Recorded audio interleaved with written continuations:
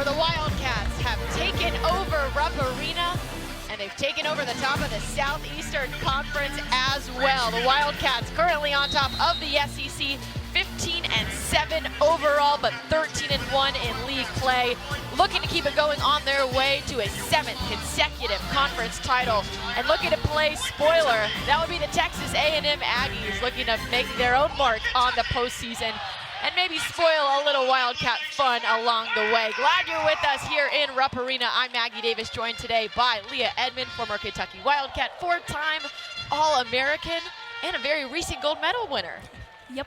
Congratulations to this one. She sure knows her stuff, and tonight she's going to have a great one to call. Let's talk about Kentucky's offense, and let's start with the one and only Erin Lamb. Yeah, I mean, Erin Lamb has been going in and out of the rotation basically the whole season, but Sunday got that start and went off. Her range has increased over the season. She's been able to hit off the block and then finding the ways to get the ball down to the ground, having a good mix in between shots, and just playing a really good all-around game. Absolutely, but she will have some stiff competition tonight because on the other side of the net, it's the country's leading blocker. That's Afena Kasapala. And I mean, she is so disciplined on blocking and such a big force. She takes up so much space on the net and just is all around a solid blocker. So it's going to be really interesting to see her against this high-powered Kentucky offense right now. The Aggies sitting at 7-7, even 500 in the league, looking to move up those standings that we showed you earlier and begin to continue to increase their case for a postseason berth. Of course, the Wildcats think that they're in the NCAA tournament safe and sound, but always vying for a hosting position. And the fun starts now inside Rupp Arena, home of the Wildcats. Cats in white, Aggies in the road black. And first to serve, it's Nisa Buzlatepe for the Aggies.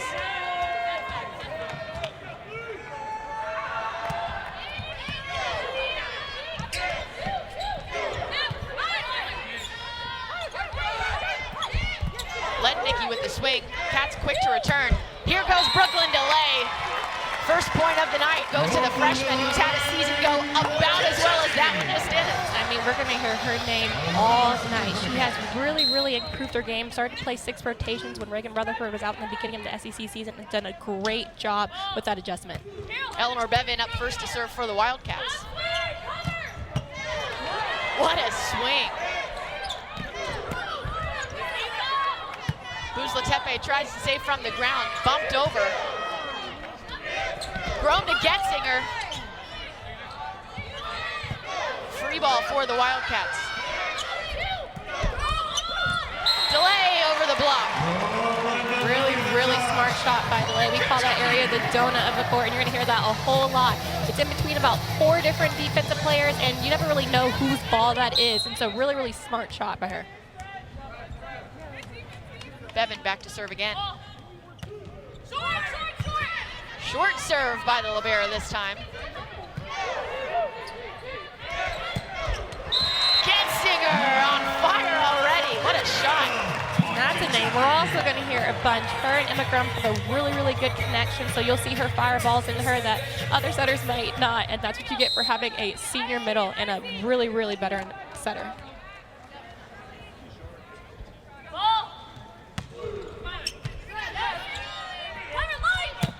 Lednicki again. That one will go just wide for Delay. First error of the night for the Wildcats. Gives a point to the Aggies, their first one of the evening. Up to serve next for the visiting team. It's Caroline Mew, the 5th-year senior, originally from San Antonio, Texas. Spent 3 seasons at Notre Dame, graduated early in just 3 years, and then joined the Aggies last season. Right away started leading the team in kills. Looking to do so again here tonight.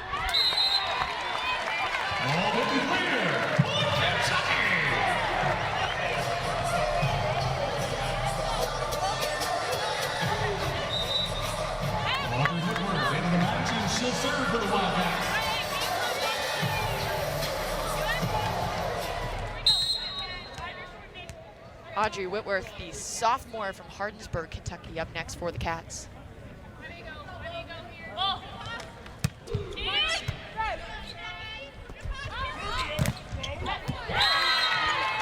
A kill for Bianna Moneke. She has been on fire for this offense as of late. 3 straight matches finishes with double-doubles in kills and digs. That's her first one of the night.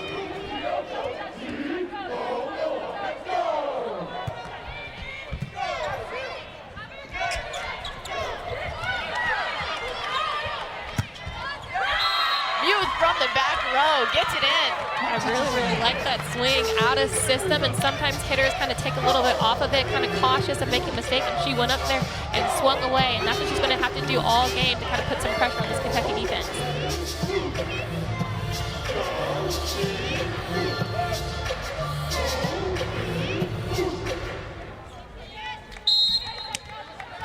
Ava Underwood, the libero out of Texas, sophomore for the Aggies, still serving.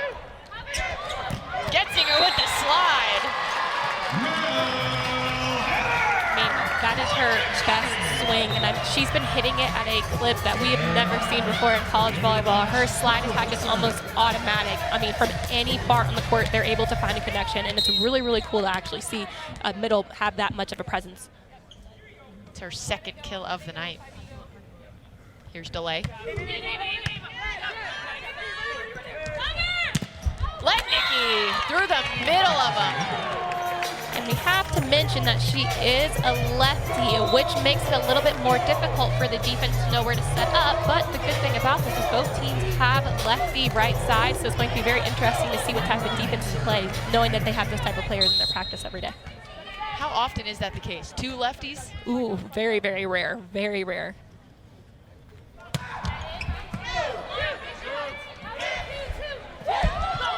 Lamb, look at that placement and the hang time to get it over the block. Youth with a response. Grown tries to sneak it over. Aggies on alert. It's a double called on the Aggies, point to the Wildcats. They go up 6-4 here in the first.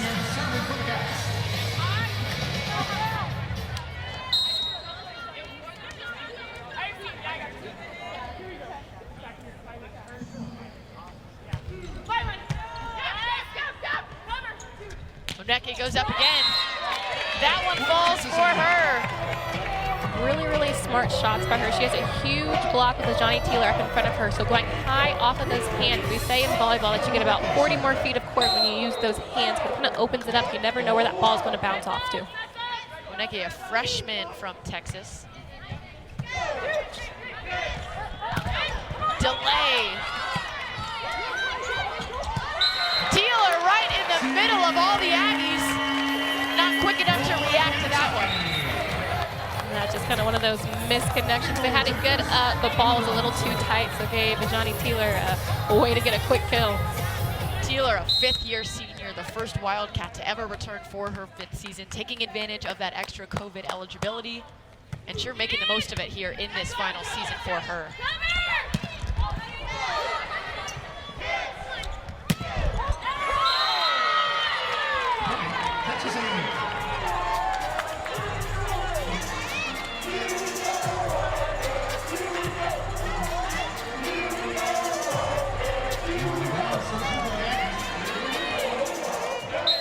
Ball's going back to the Aggies. Up next to serve, it's Molly Brown.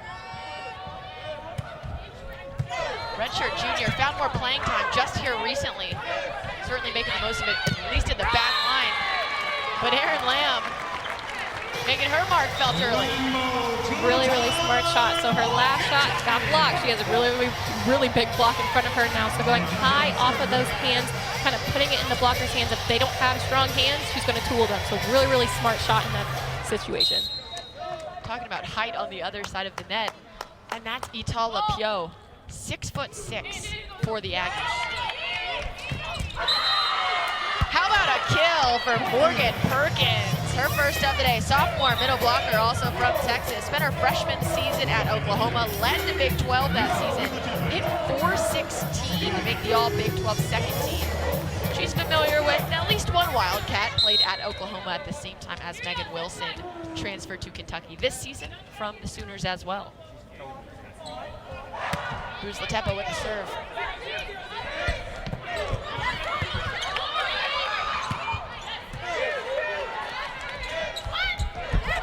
Delay over the block.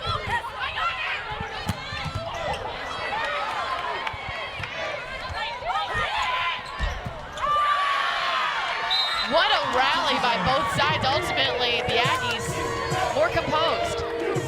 I'm really liking the big swings that I'm seeing from both sides. I mean, both sides have huge blocks going on right now, and they're still going up and taking rips at the ball, and that's what you want to see at this part of the season, knowing when to go for the big rip and when to go off the blocker's hands. Who's Letepe?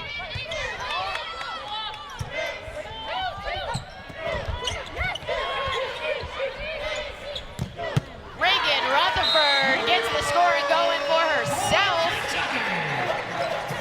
Senior has been absolutely phenomenal her whole career here, Leah, but really hitting her stride at this point in her senior season. Yeah, missed the first half of the SEC to an eye injury and then came back maybe a couple weeks ago and has been firing ever since, double-digit kills in almost every game. Yes, 7 of those 8 matches since she's returned, she's hit double figures. Here she'll go again. That one just wide. Point to the A&M Aggies. Cats up by 1. Tie game, excuse me.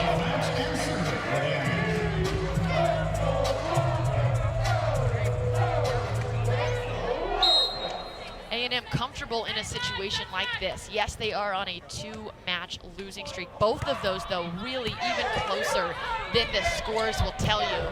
Rutherford again, that one clearly in for the Wildcats. And that's what I'm talking about. She had a big, big hole in the block. It's really, really hard, again, to set up against the lefty, knowing that their arm is a little bit more inside than a right-handed right side would be. And you would think Texas A&M would have a little bit more edge on it, knowing that they have a lefty in their court as well.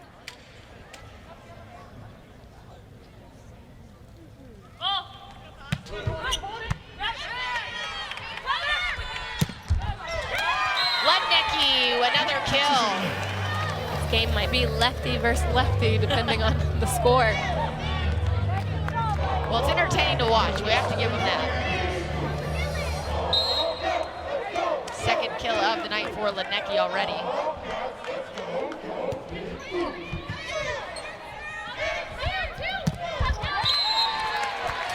Delay again off the block, lands out of bounds. That point will go to the Cats. Really, really smart shot again. And even as a freshman, we've seen all this season that she has quite the high volleyball IQ, knowing when to go hard and swing off the block, throwing in tips, things like that. It's really, really cool to see a freshman at this young of an age know how to move the ball around so efficiently. I think Craig Skinner said it best when he talked with us before the match, Leah. He said she is never treading water. She's always trying to change and improve something. Certainly have to like that attitude, especially from, like you said, such a young player, and she learns so much from having that attitude. Oneke, return from delay in the back row. Cats try to sneak it over, and they do. Another one for Emma Grom. You don't often see the setter get 2 of those in the first set, Leah. How about that? No, and she's really not a offensive setter. She really doesn't get really involved dumping-wise, so it's nice to see her changing up her game. And we talked to Craig Center, and he's talked about how much more deception that she's had this season. Even he is struggling to know where she's going to set the ball next. Oneke, what a swing by the freshman. Another very talented youngster here tonight. That's a big-time swing. I mean, you can just see that she's going up and ripping it, having no fear. And that's what you want to see in the young age players. They really do. All of them have no fear, and it's really fun to watch them just play volleyball, not thinking too much.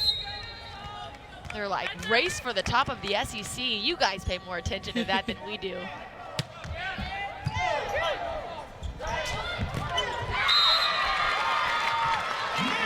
Point for Getzinger. That's what I was talking about earlier. Being able to find her running that slide in little moments like that. I mean, barely got the ball to stay from across the net.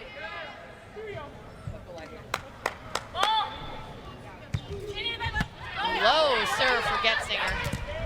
Molly Brown meets the block of Teeler. Here comes LaPio. Aaron Lamb set up.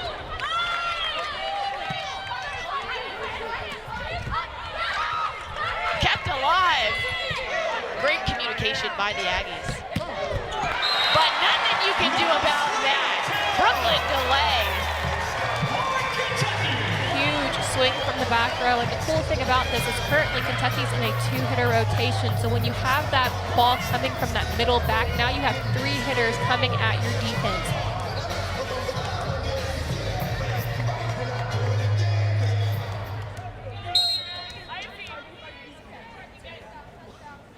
Getzinger to serve again.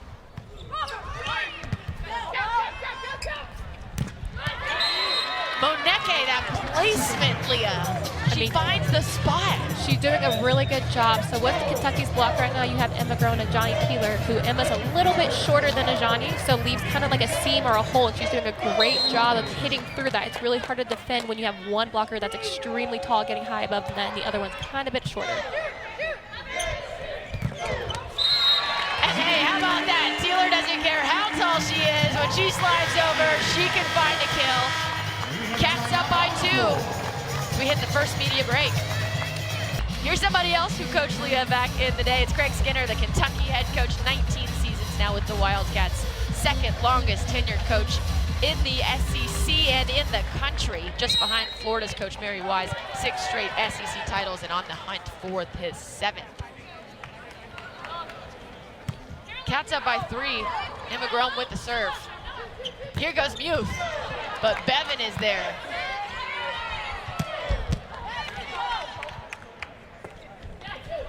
Muth again. That one falls for the Aggies. I'm really liking what I'm seeing from Texas A&M's outsides right now. They're going really fearless, but also being extremely smart. Really not making any errors right now and kind of putting the ball on Kentucky's side and forcing them to have to play against them. And that's what you want with a team that maybe a little bit lower in the SEC rankings are not having any fear against the top-ranked Kentucky Wildcats. Molly Brown to serve again for the Aggies. That one will go long. Service error for the redshirt junior.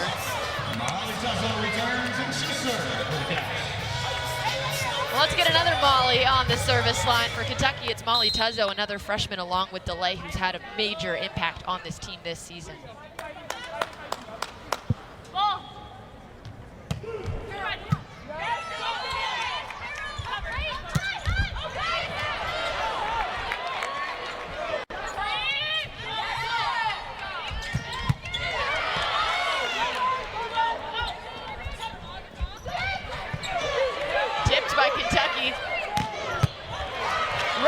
With the response, bumped over by Underwood. Cats will get a chance to reset. Teeler goes up with it. Lapio unable to get that one to go. And the point goes to Kentucky. What a rally. Really, really great defense on both sides. I mean, you have some really hard hitters going at it right now, and they're still having a hard time finding the court.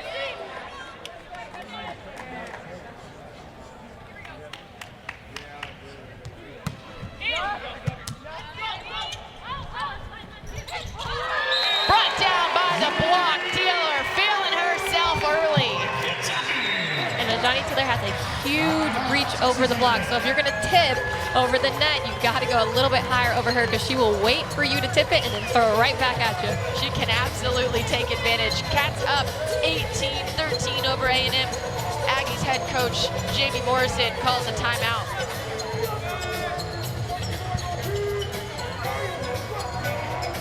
The Cats now on a 3-0 scoring run, but A&M's defense knows how to handle a run or two. Second in the SEC in hitting percentage, allowing just 183 from their opponents. Which is really, really interesting considering that Kentucky's hitting 303 right now. So Texas A&M has to find that defense again. Really haven't seen that many blocks from them, only maybe a couple. And so they got to get that defense back in there to kind of take the wind out of Kentucky's sails right now. Only 2 blocks for the Aggies so far in the first set. 1 by Ledecky, 1 from Brown, none from Casapala, who leads Division I in blocks on the season. Have to think they're looking to get her a little bit more involved up at the net. Sophomore, 6'2", leads the country in blocks per set. Also leads the SEC in total blocks. And here's how Kentucky has gotten it done as of late. We've talked about the win streak, 12 in a row now for the Wildcats. And yes, they had tough games at the start of their schedule, but they have just hit another level in SEC play. Look at that jump, 101st all the way up to 21st. Yeah, big change. We all know that they struggled in that preseason schedule, had some really, really tough matches and played majority of the games away. But once SEC time started, they had a complete flip of a switch and have been really playing lights out ever since the first week. Reagan Rutherford goes out with that eye injury. You think that's going to really hamper the offense, and instead it coincides with when Delay starts to really find her rhythm as an attacker. I think it really changed the team because she was leading the team in kills, and now they had to find someone else to kind of do it for them and kind of change the way the team looked at things. So when she came back in, they were already rolling.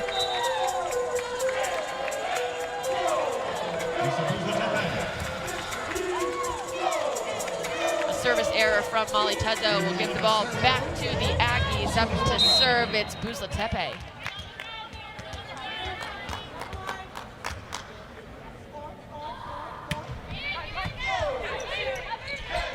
Back set to Rutherford. Look out. Here comes Lenecki over the table. Not quite able to get there, but always appreciate a good table flip. Oh yeah, I love a good hustle play. I did a couple of those in my time. Broke a TV screen, actually. Broke a TV screen? Broke a TV screen. Not my finest moments, but it was worth the hustle. Did you get the point? I did not get the point. Oh. Short serve by Eleanor Bevan. Muth into the block. She'll try it again, this time over. And gets her, finishes it off. What a point by Getzinger. Really, really smart play and transition ball coming over. The defense wasn't set yet and just found an open court. Really, really nice run and good idea by Emma Grome. Blank, certainly Kentucky goes on a little run there, go up by 6.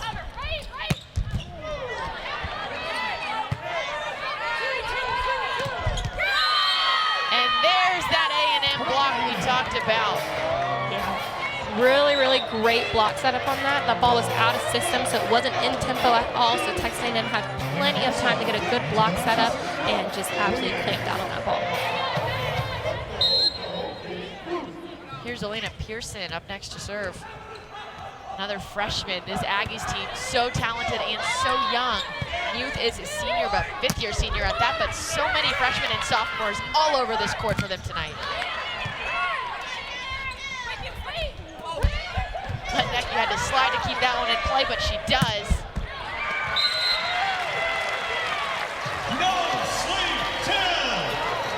Ultimately, though, Kentucky is able to get the response. A little bit more in system on that side of the net. Definitely. But Texas A&M is doing a really good job of setting up good block setups. So they're not having bad setups. They're putting their hands in the right places, and just Kentucky's able to use their hands a little bit more. So they really need to focus on pushing those hands back into the court so that ball stays inside those lines.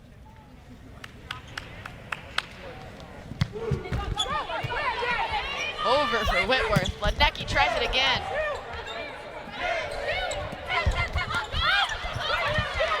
Great save by Pearson. Tapped over by Muneke. But then she's called for a net violation, so the point will go to Kentucky. She had a good idea, just a little too aggressive up there. It's another timeout for Texas A&M's Coach Morrison. Looking to get his team back on the same page. Kentucky up 22-15 in set 1. Leah, what's he telling them right now?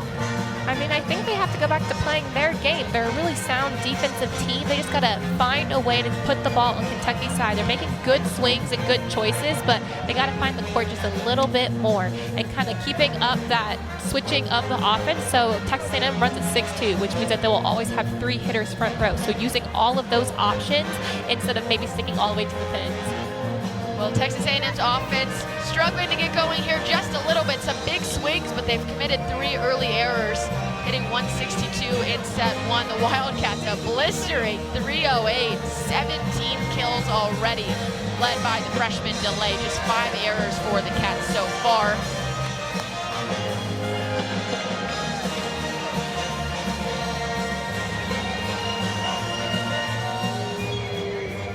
We're inside Rupp Arena, home, you might think of the Kentucky men's basketball team, but this season home to a whole lot more. Memorial Coliseum under renovation right now, $82 million worth of renovations. How about that? So when the volleyball team gets back over there next season, it's going to be beautiful, and they're certainly hoping that they get over there as a 7th-time SEC champion. But to do that, Leah, they have to close out not only this one, but the rest of the way. The SEC this season, stacked top to bottom, and those 3 or 4 teams at the top, very close right now. Yeah, and Kentucky's going to have to go through one of those teams that are right behind them, Arkansas, next Wednesday. They have to at least win these next 3 games to get at least a share of the SEC title, and definitely also want to up their chances of hosting that tournament. They struggled in that preseason, which really pulled them down in their RPI, so every win right now counts in order to get those first 2 rounds here at home. And for the Aggies, already up to 2 wins within that top 25 RPI, including one at Florida, Leah, that was incredibly impressive. So that's part of the reason you see them come in here, come to Rupp Arena, take on a 12th ranked Wildcat team on a 12-match winning streak, and still play so fearlessly. I don't think the whistle was blown yet. She was ready to serve. A little early. Take 2.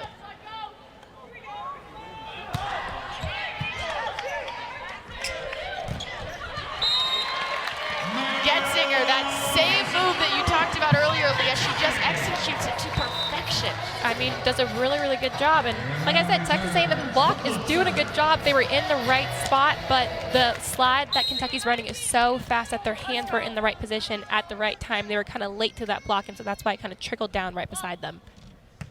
Delay with the serve. High ball.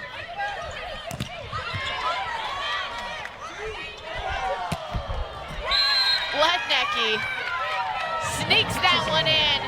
Whitworth was almost there in time, but unable to get that ball back up. Point to the Aggies. And that's one of those lefty swings. That's an angle that most people cannot hit unless you're a lefty. She's able to keep that ball away from her body and hit a really, really sharp angle. I mean, that was inside the 10-foot line.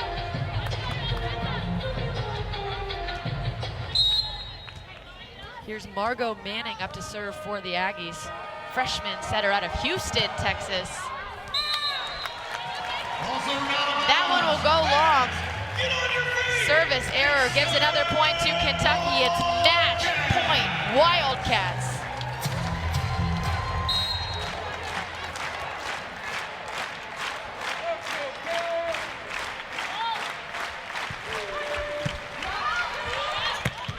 Taylor!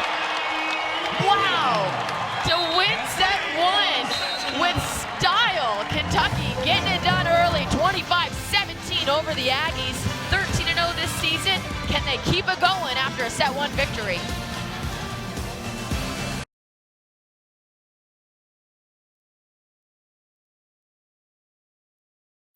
We're in Lexington, Kentucky, inside historic Rupp Arena, where the Wildcats took care of business in set 1, 25-17. A blistering performance by the Cats offense, hitting 341.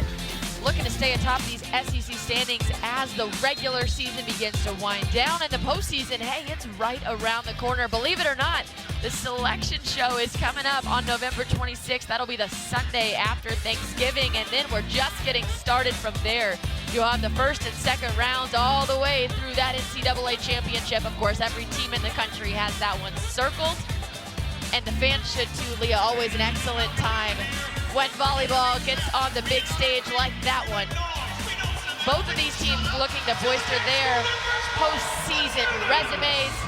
For the Aggies, 15-9 overall, split 50-50 in the SEC, and even 500 RPI. That's really a huge factor in what the committee will be looking at. 28th overall. The SEC in general really strong this year. Second in the country. Kentucky certainly taking advantage of that with this 12-match win streak. 8 of those wins coming on the road. Most recently a sweep versus Georgia at home and a sweep over number 24 Auburn on the road. Their schedule has been daunting from beginning to end, and it doesn't get easier. A tough finish to the season for the Wildcats, as well as they continue to chase that SEC crown in what would be their 7th consecutive SEC title. Eleanor Bevan, you see her right there. She's in the hunt for an individual award as well, looking to repeat as the SEC Libero of the Year. She earned that as a freshman back in 2021. And she's having another phenomenal season here as we are underway in set 2. New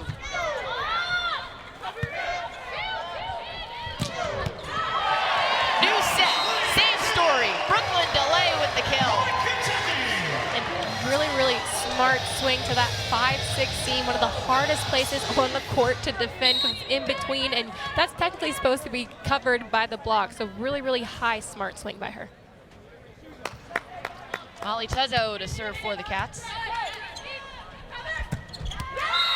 Brought down by Perkins. Point to the Aggies. And Texas A&M's going to need a whole lot more of that. Their middles weren't too involved that first set, but if they want to really spread out that Kentucky defense, make them have to figure out where they're going, they're going to have to get those middles involved way more. And when you look at this Kentucky offense, DeLay 6 kills, Getzinger 5 of them, Teeler 4 of them. How do you deal with such a balanced attack? I think it's going to be Texas A&M serving, so they have to get them a little bit more out of system, not allowing Emma to be able to keep them tempo into place. So it's going to start from that serving line. How much pressure can they put on Kentucky to force that ball out to the outside so they get better defense? Bevan back to serve now. Libero from Louisville, Kentucky, product of Mercy High School.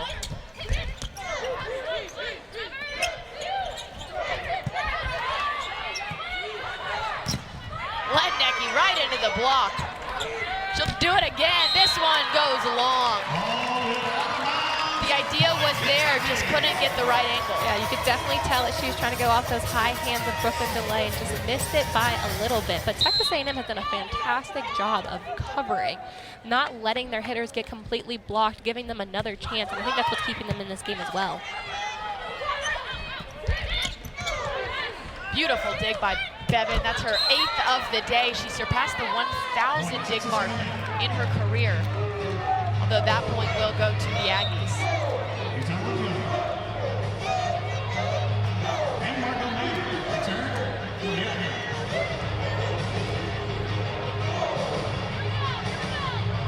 Margot Manning to serve for the Cats. Leah, you talked about them needing to rely a little bit more on their serve. She's the one you can look at to do it second in the SEC in service aces, but not there. And that's called the announcer's jinx, I guess, right? Talking about her, and then she had to think about it and went to the net. 37 aces on the season. That one, though, is an error. And we'll give the ball back to Audrey Whitworth for the Cats.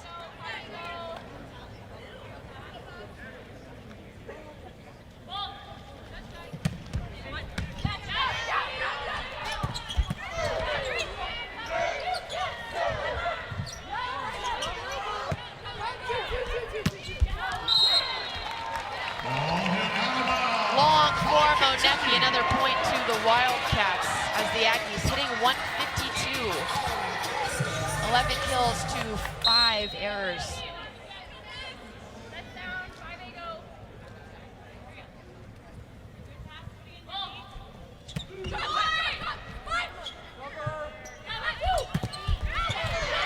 What a save. Free ball for the Aggies. Can they take advantage? They can. Monecki writes that last wrong with the kill. Really, really good choice. We're seeing that when Texas A&M is in system, they're running a really quick ball out to the pins, which is beating Kentucky's pin blockers. So what they really have to do is get in system so they can run that fast offense, which is right now beating the blockers. And that's also what they need to do a little bit more of.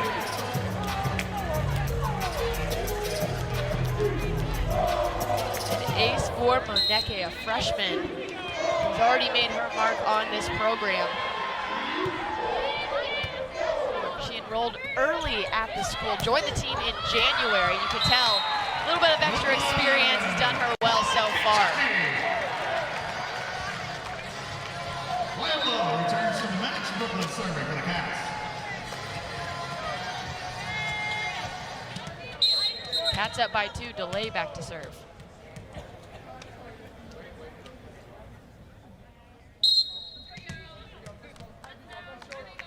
She made sure to wait for the whistle.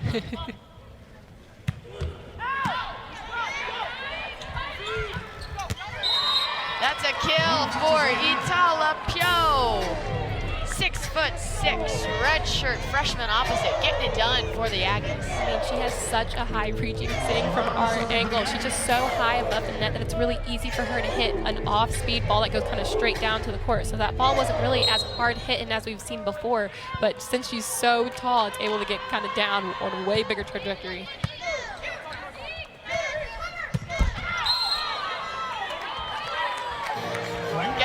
tried that move we talked about so much. This one just not the right angle she was looking for. Went a little long on that one, Leah, and we're all tied up.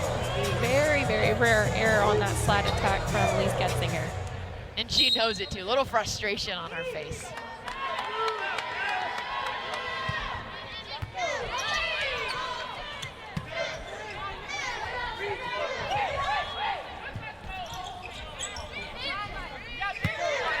Ball for the Wildcats. Both teams a little out of system. Delay looking to take advantage, but returned by the Aggies. Here comes LePio. Here's Erin Lamb, right into the block, somehow alive. Getzinger gets things back on track. She'll try it again. Brum goes up. Getzinger couldn't get there in time. Point to the Aggies. Ball was just a little bit too tight on that dig. Kind of hard for her to go up and get that one. Texas A&M on a 3-0 scoring run to take the lead here in set 2.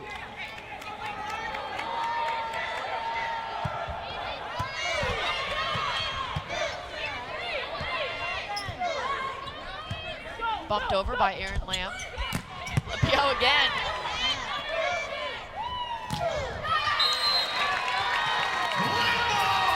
That one, credit to Erin Lamb.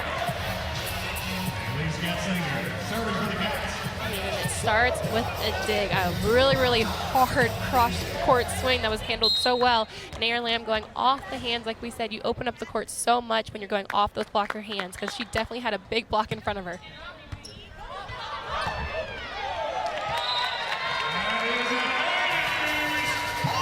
That's an ace for Elise Getzinger.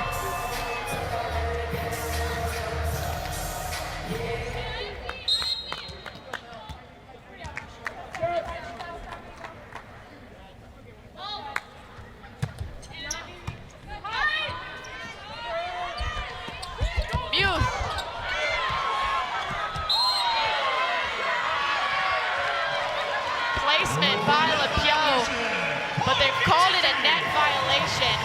She doesn't seem so sure, and hey, neither is Jamie Morrison reaching for that challenge flag. So the ref called an over. So technically what that means is the ref saw that that ball wasn't on the plane of the net, and she reached over and hit it. So someone on Kentucky's side wasn't able to play the ball first, and so that's technically an over, which usually isn't challengeable. I believe so.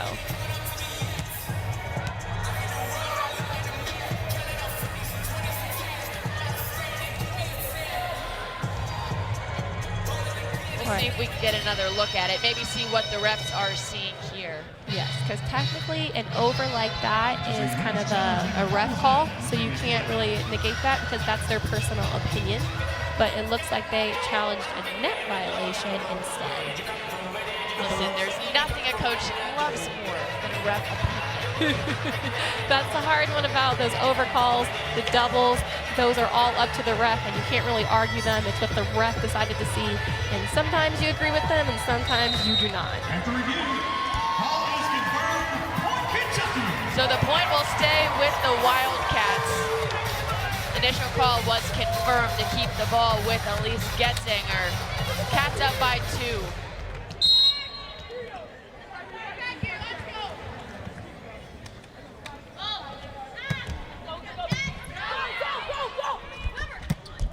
What a swing by Caroline Muth. That's that fast set again. When Texas A&M is getting fast, you see that she did a little bit quicker because she got closer to her pin. She's able to beat the Kentucky blockers a lot better than those really high balls that they get to sit and wait on and then set up a good defense. She's just so strong. She did it last year. She's doing it again this year. Last season, led her team in kills, was 3rd in the SEC. Goes up against Emma Grome, but the center is victorious for the Cats. You don't see that every day. Those are the balls where you just kind of know as a hitter that you're like, I don't know about this one. Going up against a setter, for some reason, setters are just really, really good at that ball. And I've gone against it countless times, and I don't think I've won any of them. Just setters just know how to place that one. Well, Grome's teammates were absolutely loving it.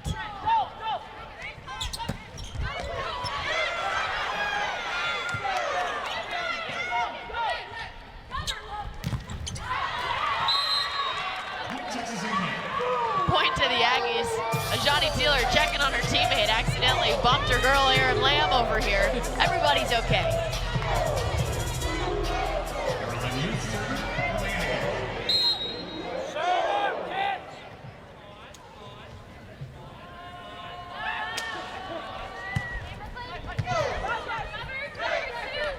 Rutherford in the air. That'll be a kill for Reagan Rutherford. And that's that high swing off the block. You see how that went flying into the crowd instead of staying in the hands. And so, like I said, hitters going high up against those hands, using the hands to open up the court a little bit more. That ball is so hard to defend because you don't know where it's going again. And how about that set by Emma Grome? Beautifully done.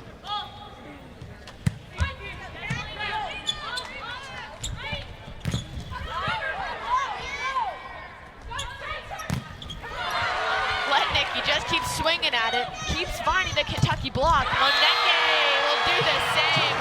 Big old block by the Wildcats. What a possession. I mean, it starts with that setup by Reagan Rutherford. We saw that ball was going out of system, so she really got all the way to the line and pressed back in. Texas A&M was giving that Kentucky block a run for their money. Really, really great job covering by them, though. Just got to find a way to get those second chance balls down. That one out of bounds by the Wildcats. Block in the right spot. Again, it all comes down to those angles, and that point will go to the Aggies. That ball was a little bit tight, so super, super smart play to go. Just tip right off the hands right to the antenna. One of those hard balls that you're just like, dang it, you can't do anything about it. Underwood with the serve. And Delay with the kill. Delay is another one of those players that has such a high contact point that if your block is timed the right way, she'll get you falling down. And so that's exactly what happened with Texas A&M. They were in the right spot just a little early, so she was hitting as they were coming down. It's Delay's 8th kill of the evening already. Grome to Rutherford. That one's wide, point to the A&M Aggies.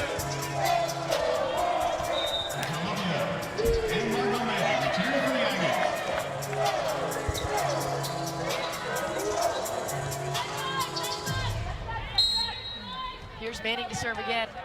I'm not going to say anything about this girl's serve. No jinxes this time around.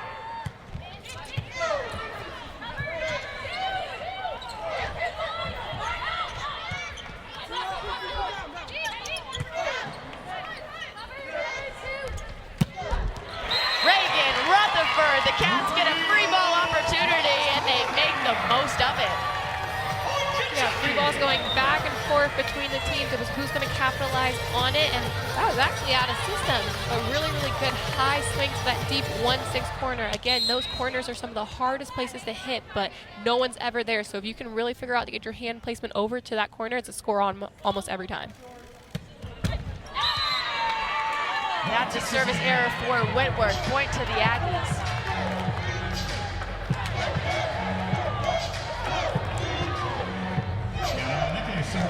Yana Moneke back to serve.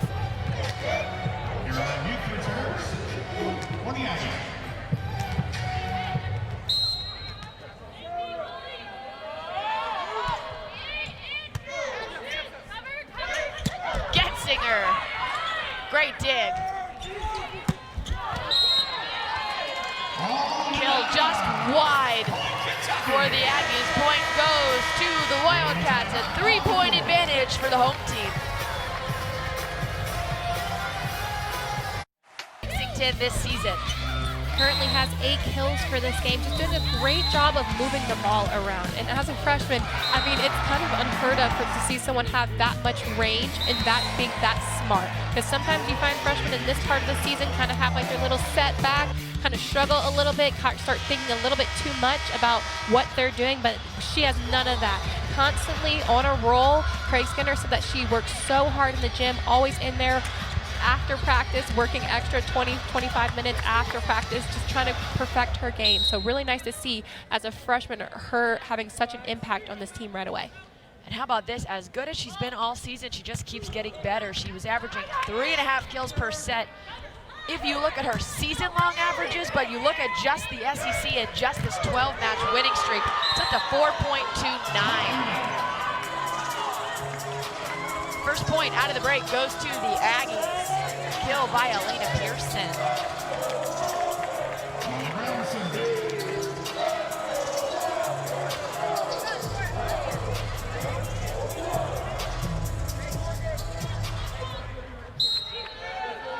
Brown back to serve.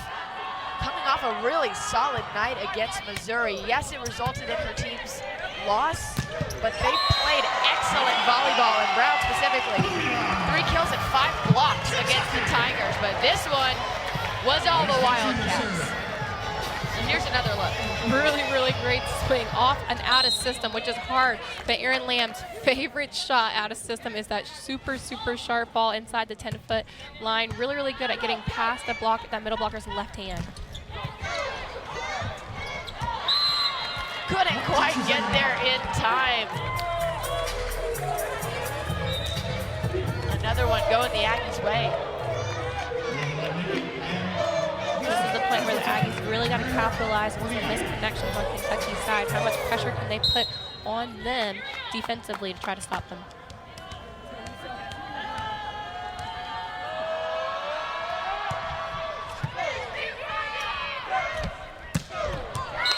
What a swing by Brooklyn DeLay. Back again, the deception of Emma Groen. You kind of saw Brooklyn DeLay come in at the last moment and hit the ball, but Texas A&M kind of back on their heels, not expecting that ball, and that's the good thing about running that back row attack when you have 2 hitters front row. You have 3 options at all times. Error by Groen from the service line.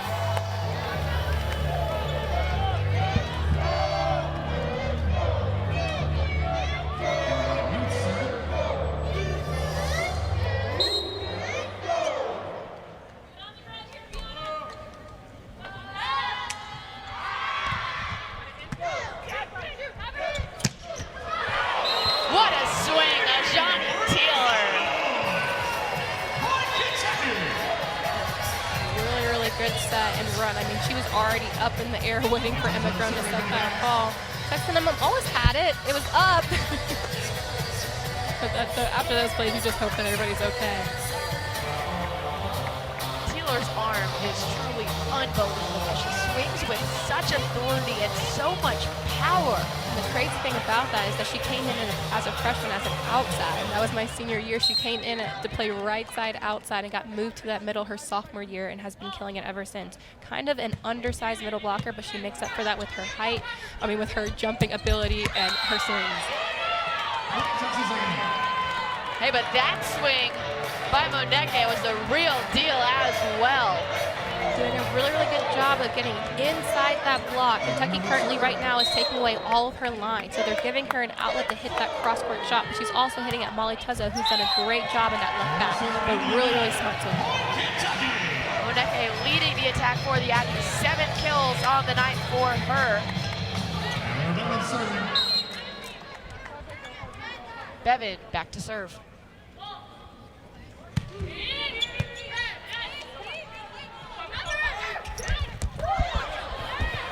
There's the donut.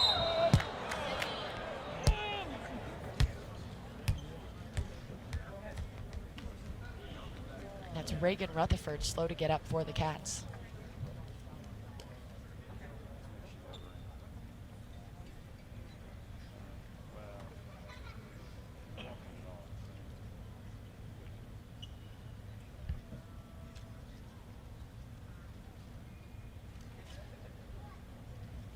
Reagan Rutherford making her way to the Kentucky bench, greeted by her head coach.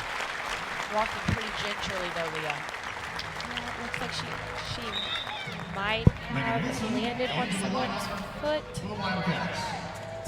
Such a tough angle under that net. You're so close to each other, to that block. Yep, so yes. she was actually under the net, fell on Texas A&M outside hitter's left foot. And those are those kind of free accident plays that kind of happen with volleyball, with playing so close to each other at the net. Like some sort of right ankle twist of some sort. You never know how severe something like that could be. She's made her way back to the locker room with Kentucky's training staff, and once again the Wildcats are having to adjust this offense to being without Reagan Rutherford. Of course, you never want to be without a player as talented or a leader as strong as your senior hitter like that.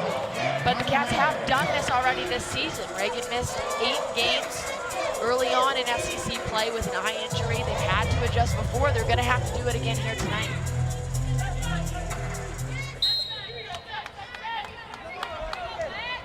And that's such a critical part of the schedule as well.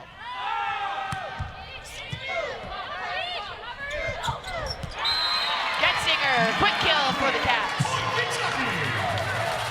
And after you see that happen, not only are you having to adjust how you're playing, your actual offensive style, your scheme, everything that's going on volleyball-wise, mentally, Leah, you can't still be thinking about what just happened to your teammate. Yeah, that's the hard thing about when things like that happen in the middle of the game. You're concerned about your teammate and what's going on with that, but you also still have to finish a game. So really, really hard. You have to stay locked in even though something like that happens.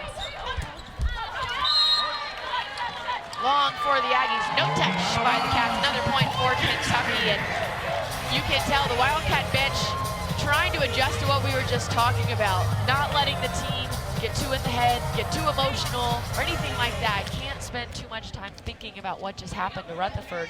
Just have to move forward and check on your teammate next time out or after this match is over. I think Texas A&M is now challenging a touch. I don't know if there was. That ball looked like it was set a little bit low, and so she was trying to keep it in play.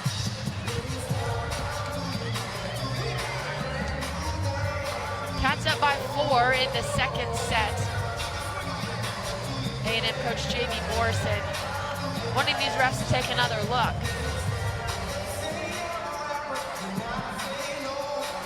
If he's right, he'll keep the challenge. If he's not, it's gone. You only get so many. Oh, they did see a touch. Good challenge by Coach Morrison. Call gets reversed. Point will go to the Aggies. We'll give you another look at it. Gotta see this one. I'm intrigued. Oh, there it is. Right off of her finger. From this angle, it looked really, really low, but definitely got the fingers of Elise Getzinger. Good call by Morrison to challenge, and of course, good review by the officials to give the points back to the Aggies. But they're rewarded with an error, service error on that one, Moneke. Too short.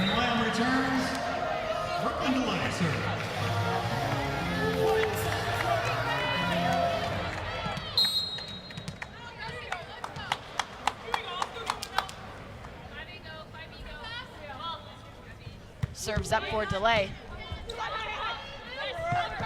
Muth at the net. Kept alive by Muth herself. Moneke gets it over. Rome sets Lamb. Kill for Kentucky. Really, really great choice on that one. Texas A&M had a split in that block, but like I said earlier, Texas A&M did a great job of covering. They're giving their hitters a chance. They're really not getting blocked that much. You just gotta find a way on those second attempts to get a kill. So Kentucky up 22-18. Another timeout called by the Aggies gives us a chance to break down this 12-match win streak and what has gone so right for the Wildcats as of lately. Their hitting percentage absolutely firing off a .313, holding their opponents under 200. 70 aces on the season. That's a huge improvement from that early stretch of the season when the Cats serve-receive was still trying to find its rhythm. And one of the most important parts of this whole streak, 8 of 12 of those wins have come on the road. I mean, like, that's just kind of unheard of, playing that many games on the road. I mean, that's kind of how Kentucky started off their season. They only played two games, I believe, home in their preseason, so they were used to playing away and having to get used to just kind of firing away. But we talked to Craig Skinner this week about that, actually, and he kind of talked about how he liked it, you know, kind of take away family, the home schedule, being away, having the same routine over and over again actually probably helped him a lot more than going back and forth between home and away.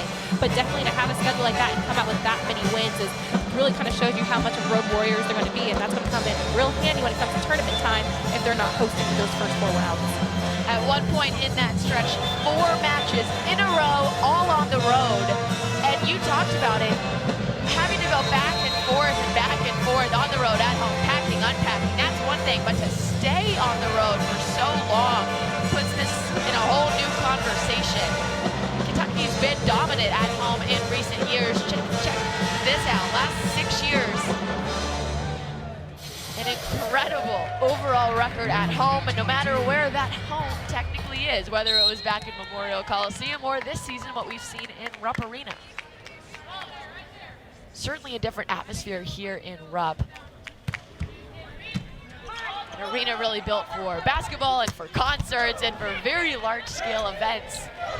But the BBN has found a way to make it their own with this volleyball team, and they are absolutely loving this season and this offense. I mean, that's what we talked about, that donut earlier. So Erin Lamb has spent majority of this game swinging hard. So that donut tip to the middle where you have about 4 people kind of sitting and waiting to see who's going to play. It was a really smart idea, keeping the defense honest. Now they know that she can do both, so they have to be ready for both. But really, really smart shot by her in this point of the game. That was Lamb's 5th kill of the day. Short serve by the freshman. Aggies are there. Youth taps it over. Here comes delay. Nothing delicate about it. And just like that, the Cats are set point again. 24-18. The Aggies will call a timeout. Cats have already won the first, 1 point away from winning the second. Jamie Morrison calls a timeout, get his team back on the same page before Kentucky tries to get another one done. Here's a look at the Aggies huddle. Couple familiar faces in this one. We talked about Morrison's resume, but how about who he has joining him on this staff? Lindsey Walton, now his associate head coach, and Jeff Fiorenza, both of which coached here at Kentucky, Leah, both of which coached you. Yeah, actually, Lindsey Walton was the one who recruited me out of high school to come to Kentucky, and Jeff was here as our volunteer assistant my last 2 years, 2 really integral parts of Kentucky during that kind of big shift in the program of starting to win SEC championships and going farther in the NCAA tournament. So definitely some friendly faces. Lots of people were coming up to them pre-game saying hello because they're not in Lexington anymore. Lindsey Walton spent 8 seasons under Craig Skinner as his assistant and his recruiting director. Certainly they know each other very well. And then Jeff, like you said, a volunteer coach under Skinner for 2 seasons. That was 2018 and 19. Cats won SEC titles both of those years. And they are 1 point away from winning set 2 here tonight, on their way to win a 7th SEC title. That's the long-term goal, but the short-term, 1 more point. Delay looking to get it done from the service line.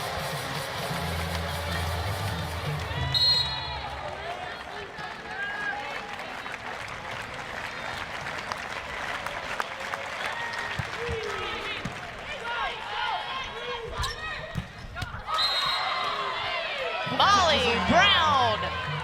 She's not done yet. Running a play we haven't seen tonight, their slide approach. We haven't really seen their middles get involved in that way. Also, that is because they had been running 6-2, so they had 3 hitters. But now it looks like they're back into a regular 5-1 rotation where they only had 2 hitters front row, so that opened up that slide attack again. Brown with the serve. Ketzinger. Another point for the Aggies. Muth with the placement, back right corner. It's another set point.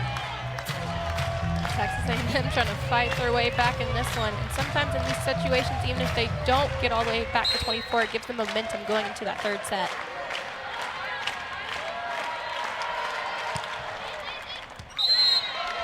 That one goes long for Molly Brown, and the Wildcats pick up set 2, 25-20.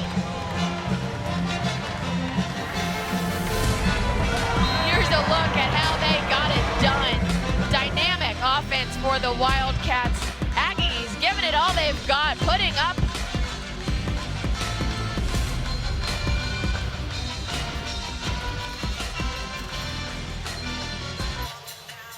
We're live in Lexington where the Big Blue Nation is reaching for those brooms. 2 quick victories over the A&M Aggies. Set 2 went the Cats away 25-20. Looking for the third set would give Kentucky a win here tonight, extend that winning streak to 12, and of course continue their quest for an SEC crown.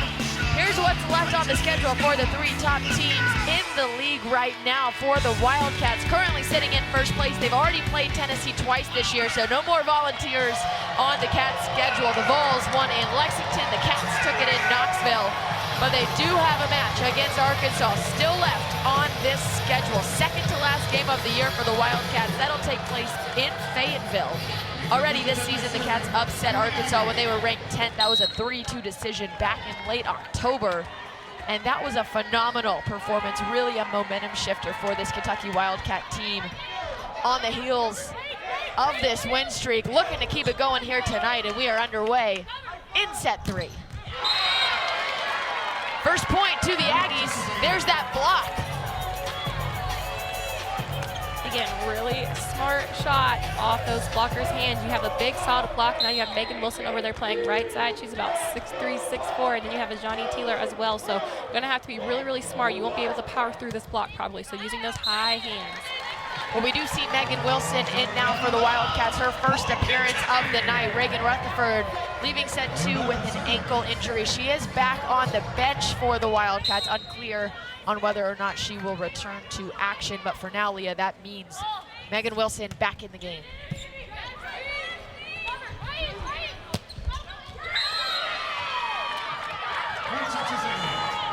That's that lefty shot. I mean, from the angle, how far she was off the net to be able to still hit that angle, that's something only a lefty could do. But really, really targeting that sharp ball in between right back and right front. That one's kind of hard because you never know who's supposed to really take that ball. So really, really smart shot.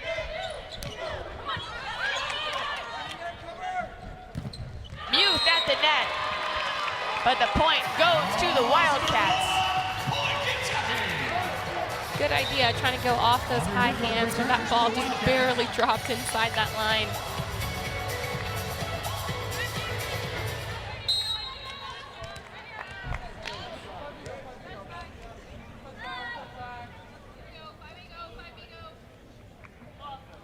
Whitworth with the serve. And Lednicki with the kill. Logan Lednicki leading the way for these Aggies here in set 3. Really, really smart shot between that 1-6, between right back and middle back seam. Super, super hard ball to dig when it's in between 2 defensive players. Really, really smart shot.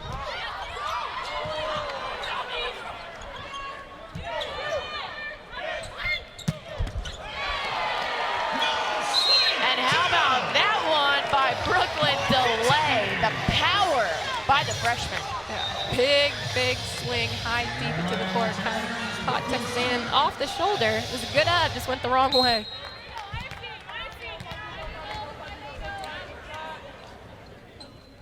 She'll follow it up with a serve.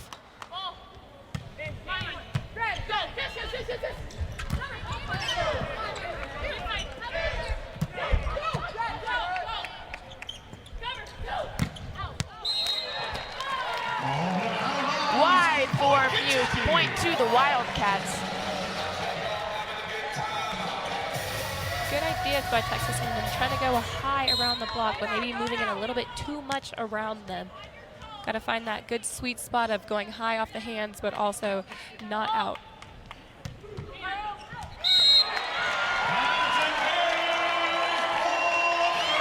How about an ace for Brooklyn Delay, added to the stat sheet. 6'2" freshman with a service ace.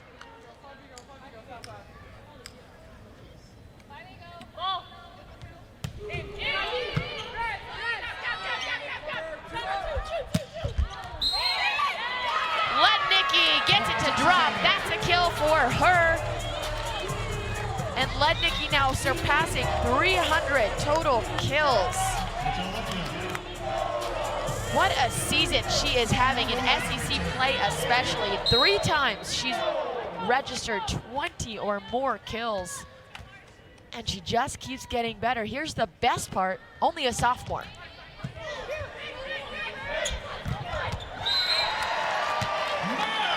Placement, placement, placement for Elise Getzinger. There's that slide attack again. A little bit easy of a serve from Texas A&M. Put that ball right on Emma Grome's hand. Able to run that slide extremely effectively. That's the play we love seeing between the two of them. Listen, Emma Grome doesn't need much help. She's leading the country in assists per set, averaging a cool 12 of them even per set. First in Division I.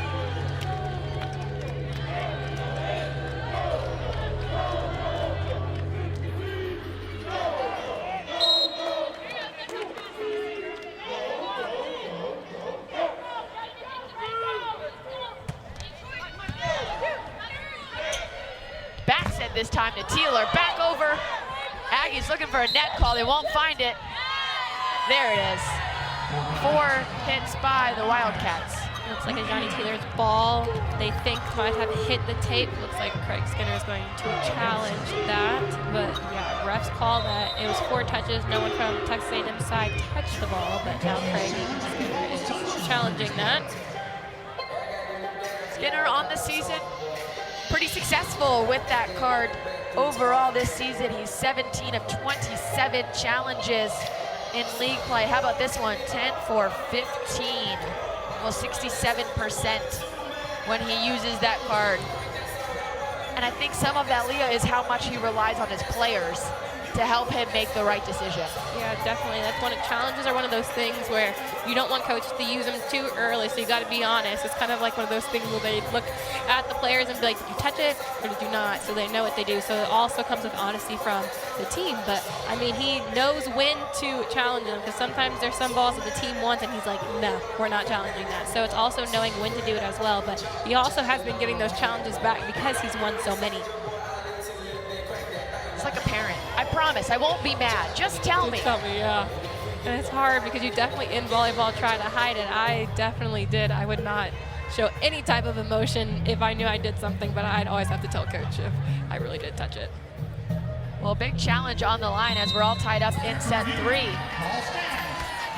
That one will not go Coach Skinner's way. The call stands. And the Aggies will keep the point. With that decision, Skinner does lose that challenge card. You'll have one more remaining, of course, unless this one goes to 5.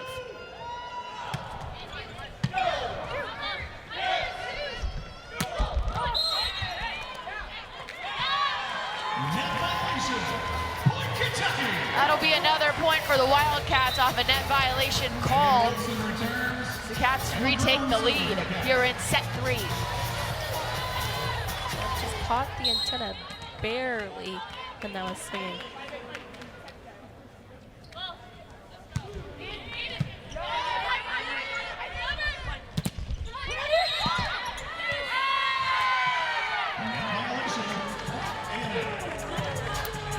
Another net violation call, Leah. What are we seeing? What's going wrong right now? So it looks like the blocks are a little bit not controlled and coming down. So they're all getting good movements, but it's those arms coming down, and that's usually when you see those net violations. So it's going to be kind of making sure that your body's not too close to the net and having ample space to come back down without touching it as well. But also that might be coming the third set a little undisciplined from both sides of the team blocking-wise, because we haven't seen really any issues from them all game.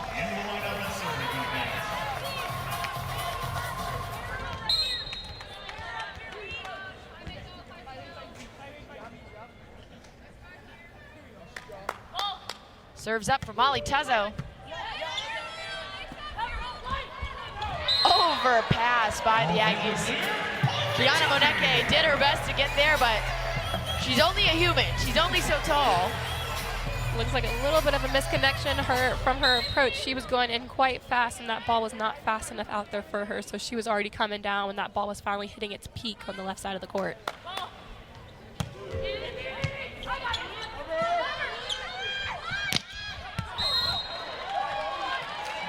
That one just wide.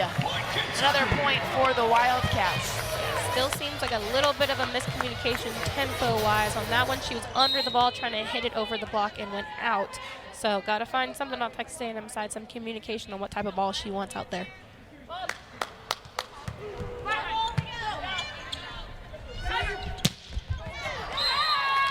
How about a kill for the Aggies? Itala Pio getting it done for her team. That same 1-6 seam in between right back and middle back has been working really well for Texas A&M, so they have to keep going to that until Kentucky can stop it. But right now they're on a roll, and they really should use it to their advantage. 6'6" Lapio, such a height advantage at the net as well. Buzla Tepe with the serve. Here goes Megan Wilson. There's that donut. Here's a look at Reagan Rutherford, Kentucky's senior outside hitter. Went down with an ankle injury in set 2. She's all smiles right now on the bench after quickly going to the locker room, but she is questionable to return tonight.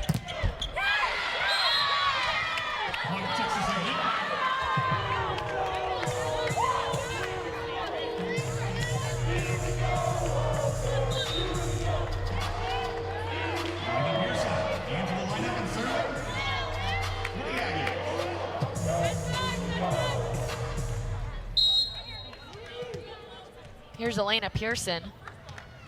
A little more production from her recently. Played 3 sets against Auburn, 3 more against Missouri. Starting to find her role on this team. And on that one, it results in a point for her team. And that's what you want from Texas A&M right now, putting the pressure on serving-wise. You get an overpass like that, which is usually an easy point for the other team. So Texas A&M has to keep that serving pressure on Kentucky to get more opportunities like that. And that is the 200th career block for Morgan Perkins, the sophomore middle blocker out of Texas, playing for a hometown school.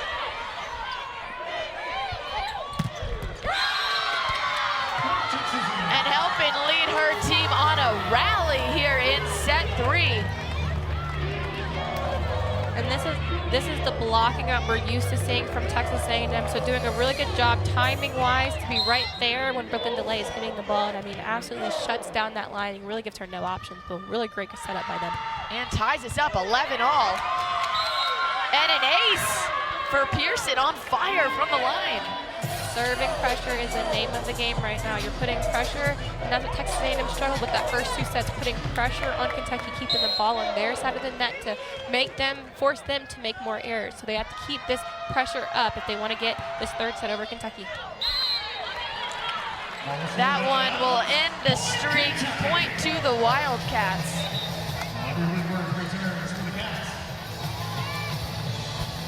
But a good little rally there helped rattle off by Elena Pearson.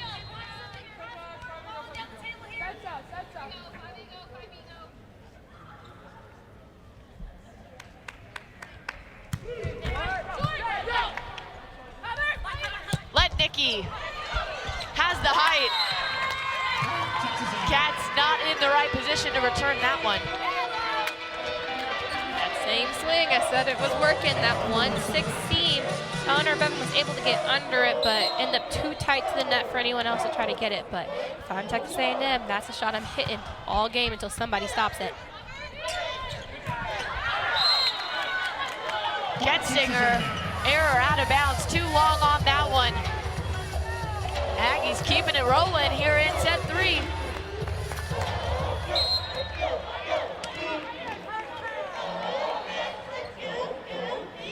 Here's Underwood. Thrown to delay. Letnicki again. Getzinger with her famous slide, doing what she does best.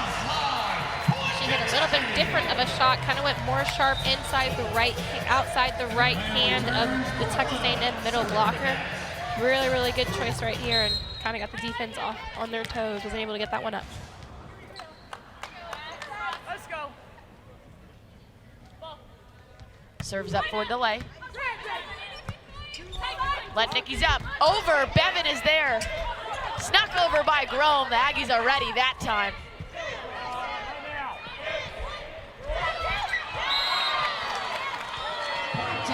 Another point for the Aggies. And they're on a roll here in Lexington, up by 2 in set 3. It's an SEC showdown in Lexington and a battle of 2 teams within the RPI's top 30 right now. Kentucky's climbed all the way up to 9th in the country. A&M hanging out in 28th. And look at this, the conference right now, absolutely dominating the top 50. The league's tied for first with the most teams in this list. And both of these programs still have teams against other opponents within the top 50 left on the schedule. So the road doesn't get any easier. Kentucky still plays 29th Missouri, 10th Arkansas, and 18th Florida. And A&M still has a visit with the Tennessee Volunteers. Top of that list right now in 7th place for the Volunteers. The Aggies also take on Alabama and Ole Miss, 2 teams outside of the top 50. Couple wins here down the stretch would do a lot of good for the Aggies' tournament record now that we are so close to the postseason. And of course for Kentucky, they're all about earning a hosting spot, and they have to take care of business here tonight. The Aggies are dominating these past couple of points here in Lexington, taking real advantage of the momentum. You can definitely see that they made an adjustment on their block. Timing has been so much better than the first 2 sets. They're catching the Kentucky hitters as they're swinging and not getting them as they're coming down. Low set glides over. Delay is there. Manning is ready for it. Here goes Muth. Another point for the Aggies. They are feeling it on this side of the net. And it's starting with their serve. They're really getting Kentucky out of the rhythm that they've been in those first 2 sets and really putting pressure on them. And you can see that they're making a little bit more errors because you know where the ball's going to, and that block is able to set up really, really well in front of them. Well, the Aggies up 17-13 on a 3-0 scoring run. Craig Skinner's calling a timeout, get his team back on track. They're looking for a sweep here in Lexington, up 2 sets to none so far, but the Aggies have everything going for them right now.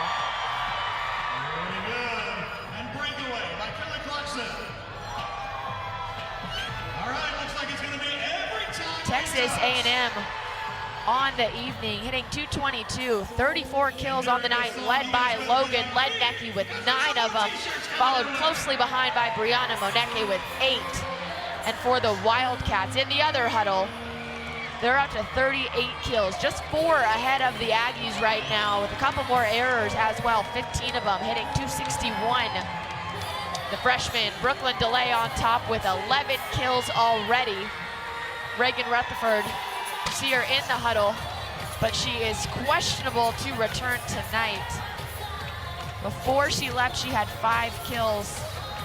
And the Kentucky offense still trying to get its rhythm back after she did go to the bench with that ankle injury in set 2.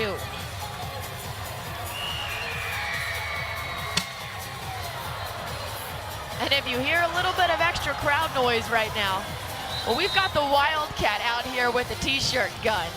Always a good time when he's firing. And hey, here's a look at how these teams are firing on offense right now. We talked about the A&M block all at the beginning of this match. We expected to see it, especially from Afena Kasapala, who leads Division I in blocks per game and per set, but that's not really the Aggie that we've seen do it here tonight, although the team does have 8 as a collective. Lamb with the kill. Really, really smart choice by Emma Grome. So she had set Elise Getzinger so many times that you see that middle kind of shifted over to the left, assuming the ball would be over there, leaving Erin Lamb one-on-one, which is usually a kill for an outside.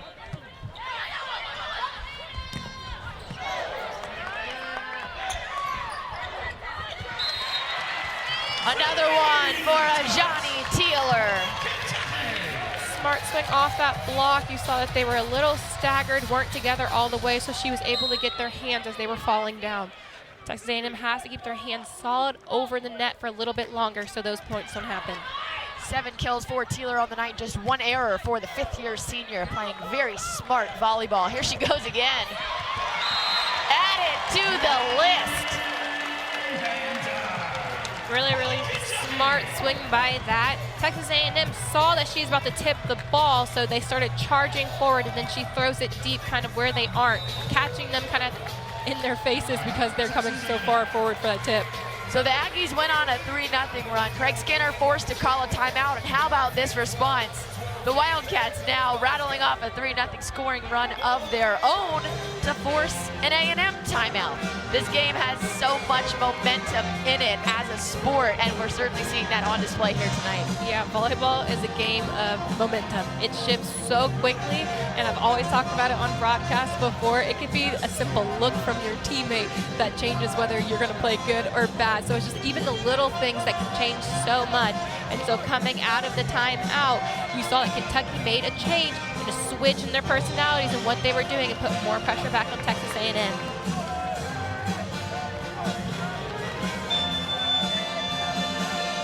How about a little shameless plug for our analyst of the evening, Leah Edmonds, SEC Player of the Year 2018 and 2019. Once just wasn't good enough for this girl, but hey, 2 more of these players are in the gym with us tonight.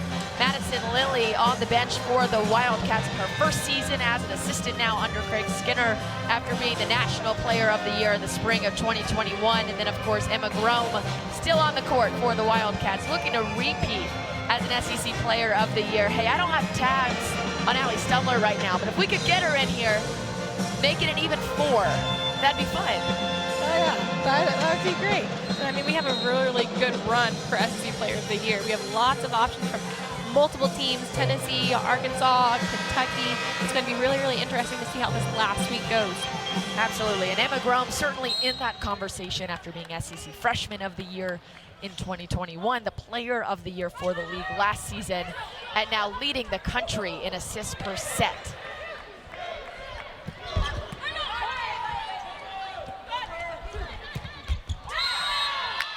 Aggies up 2. I mean, the right side attack by Texas A&M is doing a good job of kind of repeating where they're scoring. I mean, they've had lots of success going to that sharp right front and back in that 1-6 corner. So it looks like they saw once they got it to keep going, and that's what you want to do. You go to the places that you're scoring until they get stopped. That was the 5th kill of the night for Ital Lepio. When she gets going, she can really get going. Career high 8 kills. She did that against Mississippi State. But that one is all Johnny Teeler. She's not even truly swinging right now. She's kind of using her hand, tipping off the block. Really, really smart swings, going to areas. Like I said, using those blocks' hands, open up the court a little bit more, make it harder to defend because those deflects kind of go to the ground way quicker than normal. Such a smart player. The experience really coming into play for Teeler. But that one, just the perfect touch. Gives it to the Aggies. I really like that decision. We haven't really seen the Texas A&M middles this entire game. It's been very much pin dominated, so definitely a good idea. She was one-on-one, which gives middles more of an opportunity to score when you have almost both sides of the court. And now Molly Brown will go back to serve.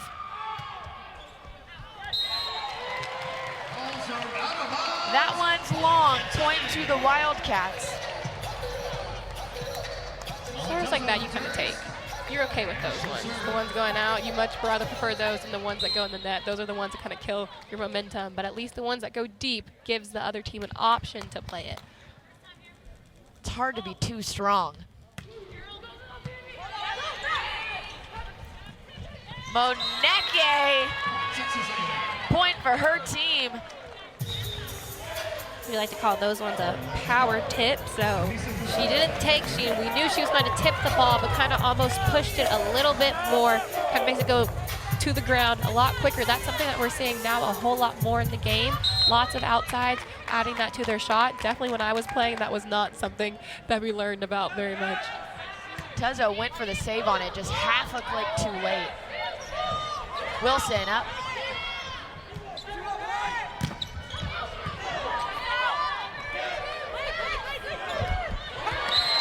Delay pushes it over.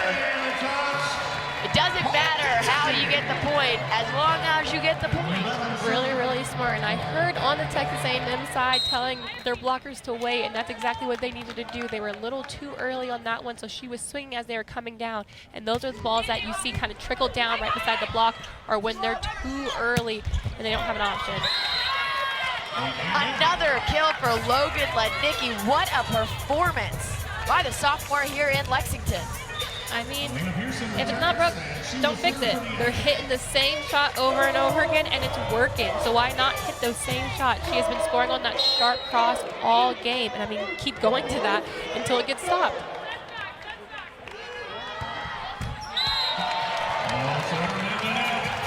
That's a service error for Pearson. Gives a point back to the Wildcats.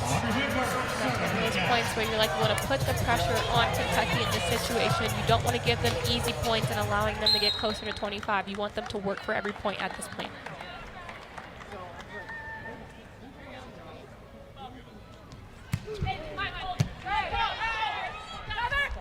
Lednicki again. That one goes wide. It's a really, really good idea. It was open, just a little too far wide on that one, but really, really good idea. Lednicki does have 10 kills already on the evening, which means she's reached double-figure kills in 13 of her last 15 SEC matches.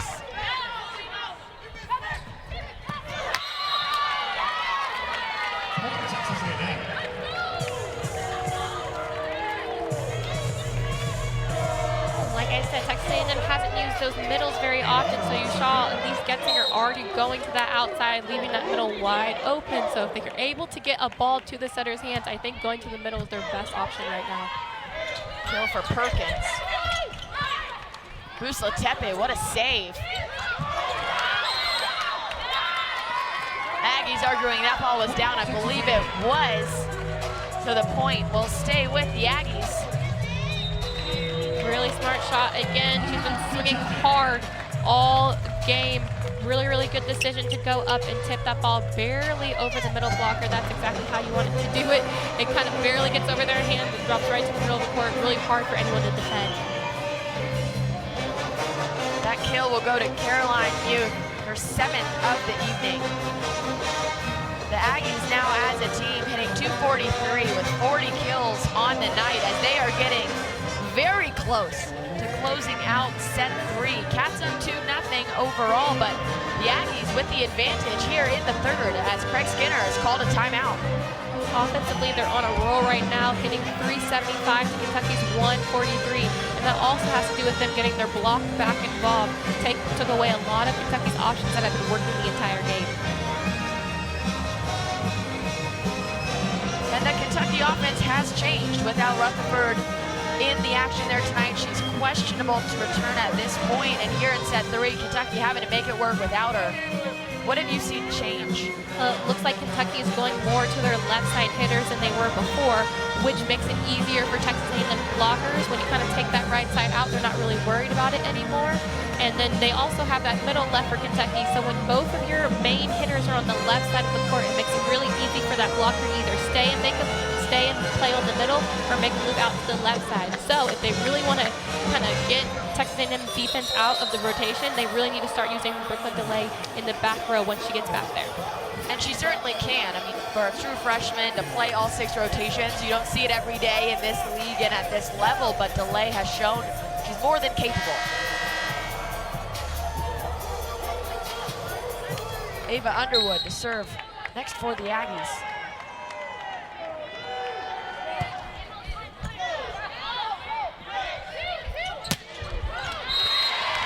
Wow, that one is down for the Wildcats, just in play for DeLay. Really, really good high swing over the block to that 5-6 seam. Really great decision by her. I mean, that ball's just so hard to defend. You never know whose ball it truly is back there.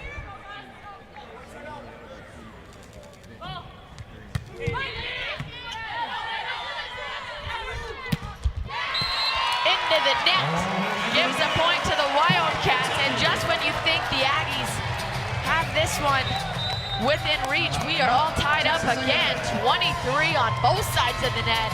Aggies will call a timeout.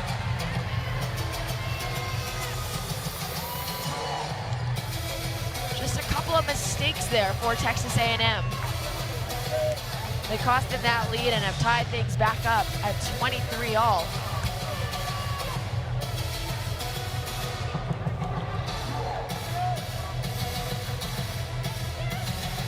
Two points away here, if this one ends at 25, that is, from a Kentucky victory. And for the Wildcats, that would mean one step closer to another SEC title. Of course, that would make 7 consecutive conference titles for Craig Skinner and this program, and of course also strengthen their tournament hosting chances. They should feel good that they are in the conversation for the tournament, but they certainly want to solidify their chance to get to host at least the early rounds here in Lexington inside Rupp Arena. But for Texas A&M, they're still looking to strengthen that resume, make sure that the committee knows they are a team that deserves a spot in the postseason. It would also be their 3rd win against an RPI top 25, and those RPI rankings are so important when the committee is making those decisions.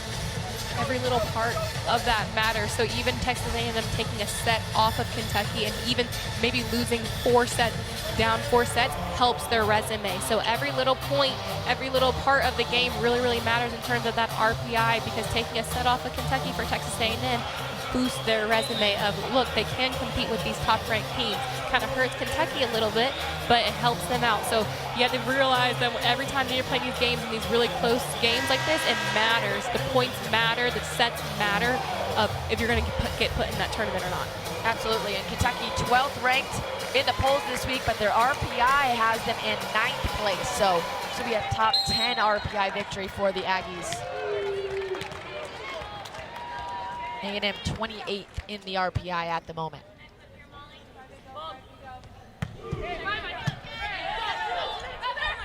Here's Lednecke. And Getzinger with the slide. She's done it all night, and this one gives her team match point. I mean, no shock that's who you go to in this type of circumstance. She's been really good in those pressure situations where they need a kill badly. Match point for the Wildcats, but you do have to win by 2, take care of business here, and it belongs to Kentucky. Muth not ready for this one to end. BBN will stay on its feet. They were ready to cheer on that one, but Muth not so sure. Really smart swing. I mean, like I said, off those hit, you saw how far off the court that went. That's such a hard ball to defend, so really smart shot by her. Muth with 9 kills on the night. She's just 1 away from hitting the 1,500 mark. What a dig. Lamb's kill goes just wide. Idea, just cut it a little bit too far, trying to get around that block. Set point now for the Aggies. It flips just like that. Here's Lauren Hogan. She goes right to delay in the back row, goes right to Getzinger. Muth again. It's a kill for the Aggies. And they'll take set 3, 26-24. It took them an extra point to get there, but ultimately all that matters is they got it done. And the Aggies are not going down without a fight. We're heading to 4 after this. Welcome back into Lexington, Kentucky, where the Wildcats looked dominant throughout the first 2 sets, but the Aggies refusing to go down without a fight here in an SEC showdown inside Rupp Arena. Aggies claim set 3, and hey, we're going to a 4th. More volleyball for us. Maggie Davis alongside Leah Edmond. And Leah, what was working for the Aggies in that set specifically? I mean, it started with Texas A&M serving pressure. They started putting harder serves, getting Kentucky out of system, making it easier for their block, and also they got their block involved, which is something we hadn't seen the first 2 sets, but they also just stopped making a bunch of hitting errors. They put the ball on Kentucky's side of the court and they let them play, which is kind of all you really need to do, is let the other team play, stop making errors, and then good things happen. And how about Logan Lednecke, the sophomore, up to double-figure kills on the evening with 10. followed closely behind by not one, but two of her teammates, Moneke and Muth, with 9 kills apiece. That's the momentum that they're looking to bring into set 4. They certainly had it to end set 3 with that 26-24 win. Anytime you go to extra points, it's a little more juice involved. Oh yeah, there's a little bit more pressure knowing that you can go back and forth, and we've seen games go pretty high back and forth, but Texas A&M was able to close it out. They kind of let Kentucky a little bit too much into the game, made a couple errors at the end, was able to finish. And you have a dance competition happening on the Aggie side of the net. Over on Kentucky side, it was Emma Grom and Elise Getzinger talking each other up, getting back in the right frame of mind here as they begin the 4th. It's another top 25 RPI showdown for the Aggies. They've had several of them here this season, gone 2 and 3 in those games against the toughest competition. And of course, the one that stands out here is that win on the road in Gainesville when Florida was 18th in the RPI. That was a huge win for this program. And of course, a win over the 9th ranked in the RPI Wildcats would certainly go a long way as well. Top 10 in those rankings. Kentucky ranked 12th in the polls. And Elise Getzinger, the senior, who was on fire to end the 3rd, couldn't propel her team to a win, but did her best. Got them close. Is up first to serve. Perkins gets it started. Momentum stays with the Aggies. Really love that choice. Like I said before, Texas A&M hasn't really been using their middles, so I like that they're now getting their middles involved, having to keep Kentucky's defense more honest now that they don't know that if the ball is going to the outsides.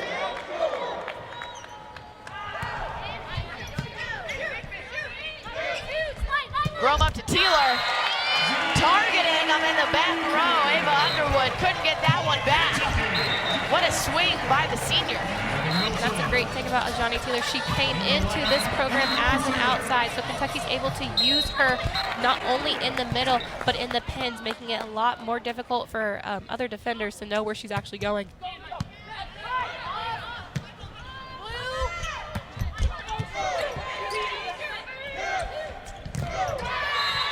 And nobody's better at keeping the defenders on their toes than Emma Grom.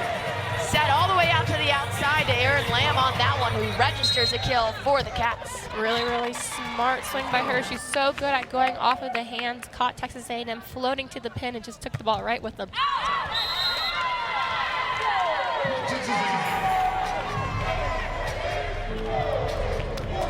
A miscue by Grom gives a point to the Aggies. Underwood back to serve.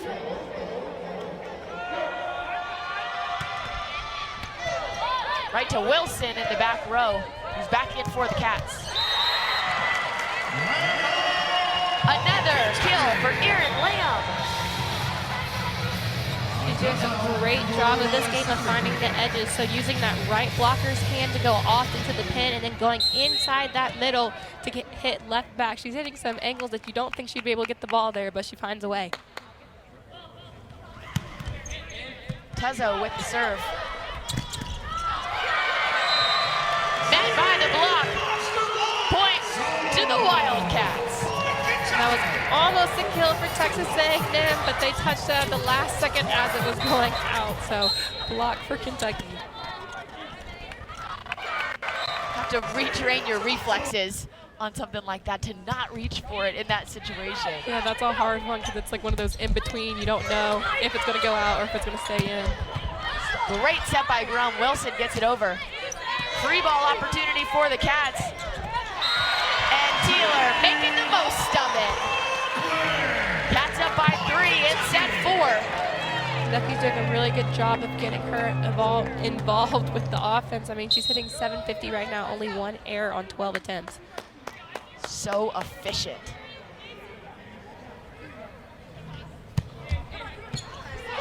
Tough serve by the freshman. Underwood does get it back. Grom to Teeler. Cats want a call, they're not getting one.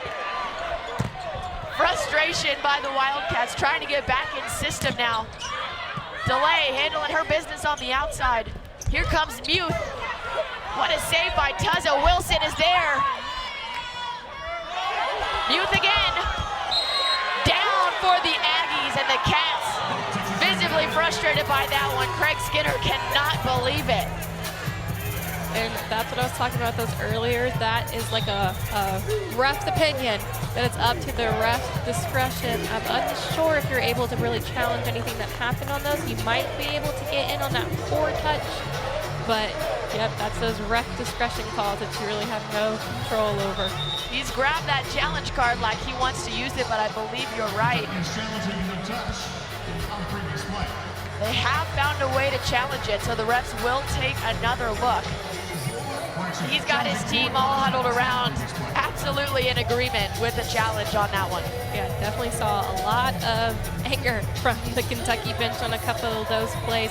It's kind of hard because you really don't know what's going through the ref's mind in terms of what are being touched and not. So I'm intrigued to see what play they are actually going under. I think they're going for that play in the beginning where they thought that they touched it too many times on the Texas A&M side. Well, let's take another look at it. See if we can see what the refs are seeing. So that's one, and I think that Johnny Taylor touched that. So there's another one, and another one. And this is where we saw the Cats start calling for it. Look at Taylor in the middle. So the interesting part about this one is whether or not they saw a Johnny Taylor touch it. Because if so, that's kind of like a refresh of they get 3. So it's going to be interesting to see if they saw that she touched it on that one. I think that's Here's where, the start of the play then. If she touched it there. yeah, that's where the confusion. Now, from her response, it seems like she's saying she didn't, but I would think that's where they're looking at to see whether or not she touched it so that Texas A&M would get those 3 again.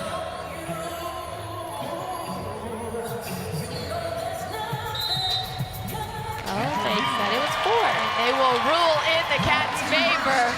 Little grin on Coach Skinner's face. A challenge well worth it on that one. 4 touches ultimately called, and the point will be returned to the Wildcats. And he gets that challenge back as well. Kentucky up by 4. Tuzzo back to serve again.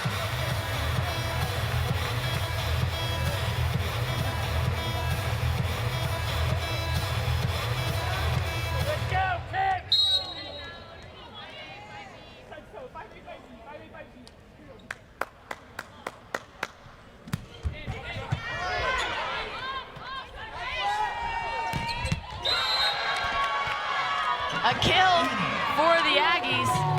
Lednecki taking care of business for her team. Here's another look at that one. That same sharp cross. She's doing a really, really good job of getting past Johnny Taylor's right hand and just kind of getting it under it. Like I said, that's a really hard ball to know whether or not it's right front or right back, but she's doing a great job of getting the ball there because she's getting the kill every single time.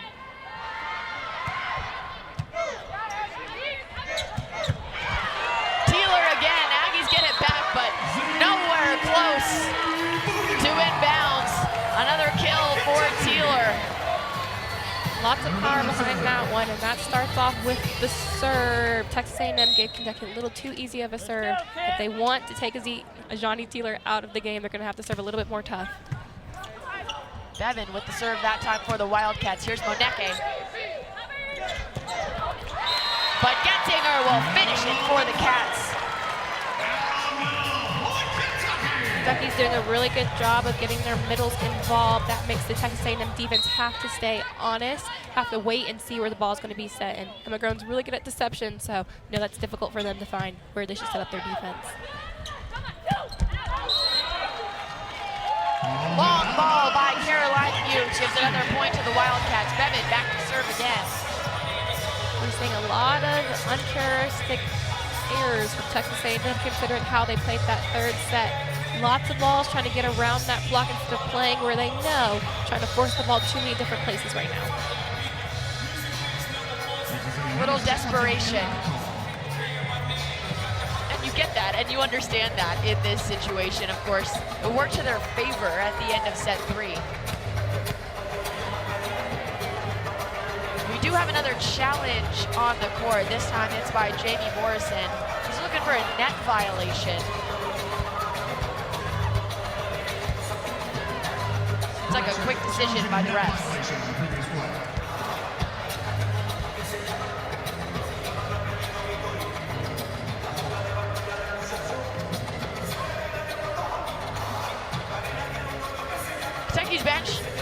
stressed about it.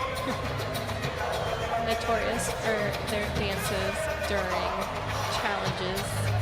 It's always interesting to see what they will pull out.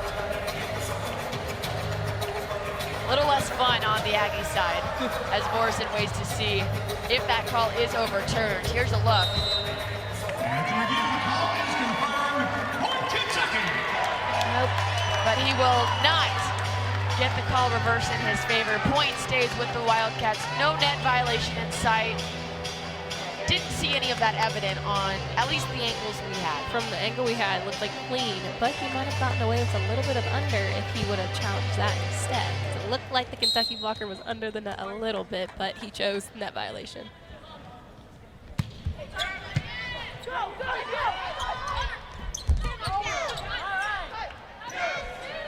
Set by Tuzzo, over by Delay. What a save by Grome. Bevan will go diving for it. Can't quite get there. Trying to switch roles, those two, Grome and Bevan. Both so talented at what they do and able to typically respond in a scenario like that, but just a little out of reach that time. Starts with that shot from Texas A&M, going to the setter, pushing Kentucky out of system, which makes it really, really easy for a block setup in that situation. Delay. Right on the line. That one stays in, and the point stays with the Cats. And that's that deception we talked about with Emma Grome. We saw that both blockers on the Texas A&M side jumped with Elise Getzinger, leaving Brooklyn Delay with no block because they were already on the ground. I loved how Craig Skinner described that to us. He talked about how often he watches Grome play, whether that's matches and, of course, how much this team practices. And sometimes even he can't tell. And for as familiar as he is with Grome and this team, you know that the other team has to be on their toes as well. So yeah, for someone that has been coaching for as long as he has, if he is struggling to figure out where she's sitting, can you only imagine some 20-year-olds across the net trying to figure it out as well. Coach Skinner, 19 seasons now with the Wildcats. Here's Whitworth, serves up for the Cats.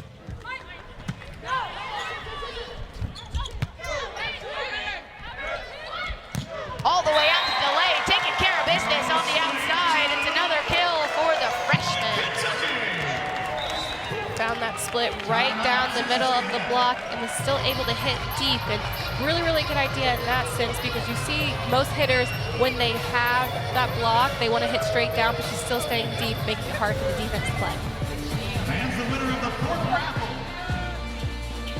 Lexington, where the Cats are back in front of 12-4 over Texas A&M in the fourth. Here's a look at how they've gotten it done on the offensive side of things. Pretty balanced attack by the Cats tonight, but led once again by the freshman. Brooklyn Delay, 15 kills on the night. Teeler and Getzinger hitting double figures as well. Aaron Lamb not far behind with 9. And the Cats as a team hitting .316 on the night, .538 in this match. 8 kills already in set 4. Only 1 error in this set. .316 on the match, .538 this set.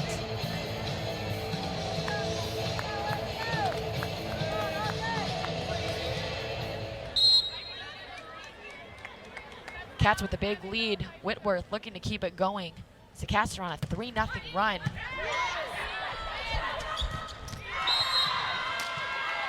But how about LePio getting it done for the Aggies?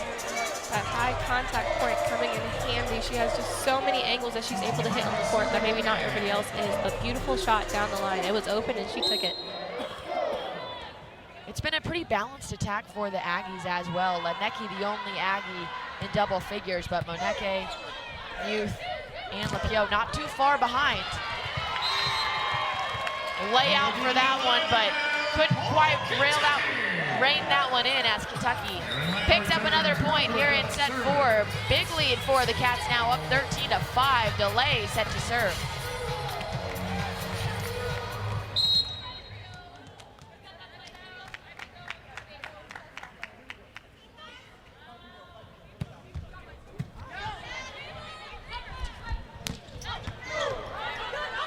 Delay from the back row. What a save by Bevan. She's quick. Delay again. She is racking them up right now. Really, really smart shot by her. She had 3 blockers up on that back row attack. He went off the outside blocker's outside hand when usually there's no one there because you have 3 defenders back ready to dig.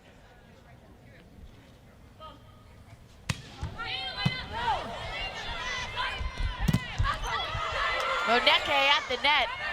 Here she'll go again. Right into the arms of Bevan, who was ready for it. How about Lamb? Kept alive, but not over for the Aggies. And DeLay just wants to keep hanging out in the back row. She'll serve again for the Cats. She leads her team on this run, and hey, the longer she's in the back row, the closer she could get to another double-double. DeLay, we've talked about her kills, now up to 17, but how about 8 digs on the night?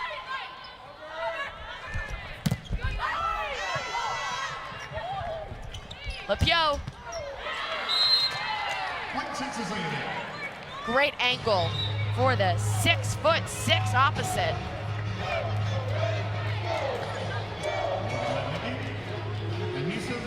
Cats still up by 10 here in the 4th. Just looking to play clean volleyball and finish this one out in Lexington.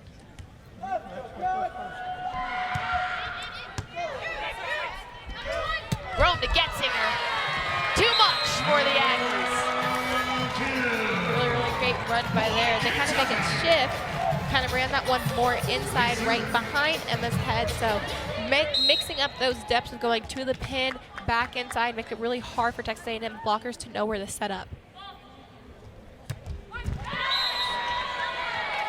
That one short by Getzinger.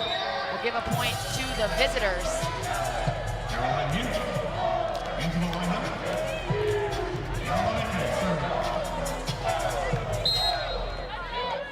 Getzinger up to 11 kills on the evening. Rome, sneak attack by the setter. Dumps it over for a Kentucky point. Hasn't been very active this game, but definitely gets Texas A&M on their heels, not expecting her to dump. That was the perfect time to do it, actually, when no one's expecting you to. She hasn't really dumped since that first set. We talk about her deception and how she's able to set up her teammates, but you saw it there on the replay. I mean, her own head was turned the other direction, not even looking at the Aggie side of the net. I think some of her teammates were even surprised.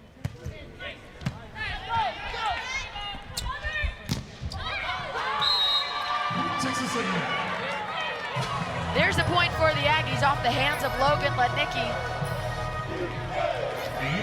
Really, really smart shot by her. Like I said, again, the high off the blocker's hand, make it really hard to defend. And she really needs to keep going to that if they want to put themselves right back in this game.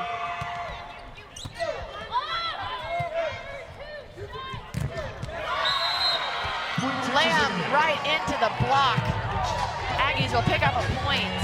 How about this defensive effort? I mean, that was a very, very solid block. Ball was kind of out of system, really, really high, so it gave Texas A&M a chance to really have a nice setup. I mean, really, really nice press over the block, over the net. It was really hard to stop that one. That's the Aggies' 10th block of the evening.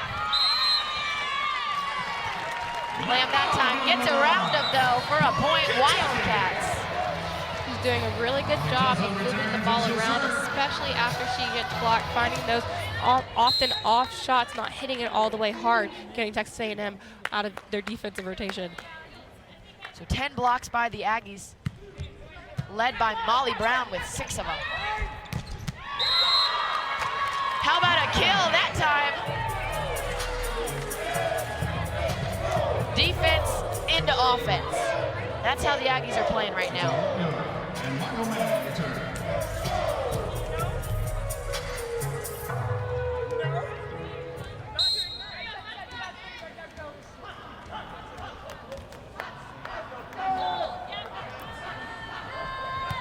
Serves up for the Aggies.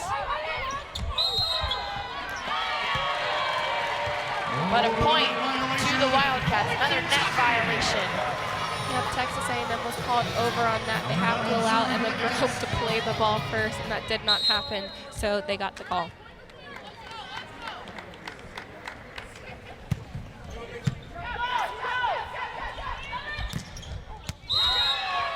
Down for the Aggies.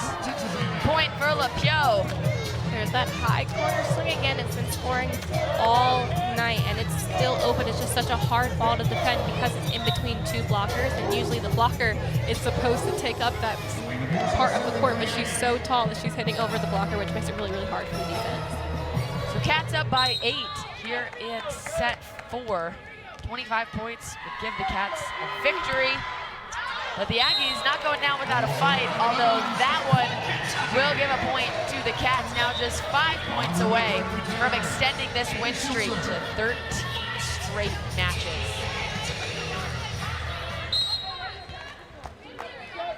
And we've talked a lot, Leah, about momentum and confidence.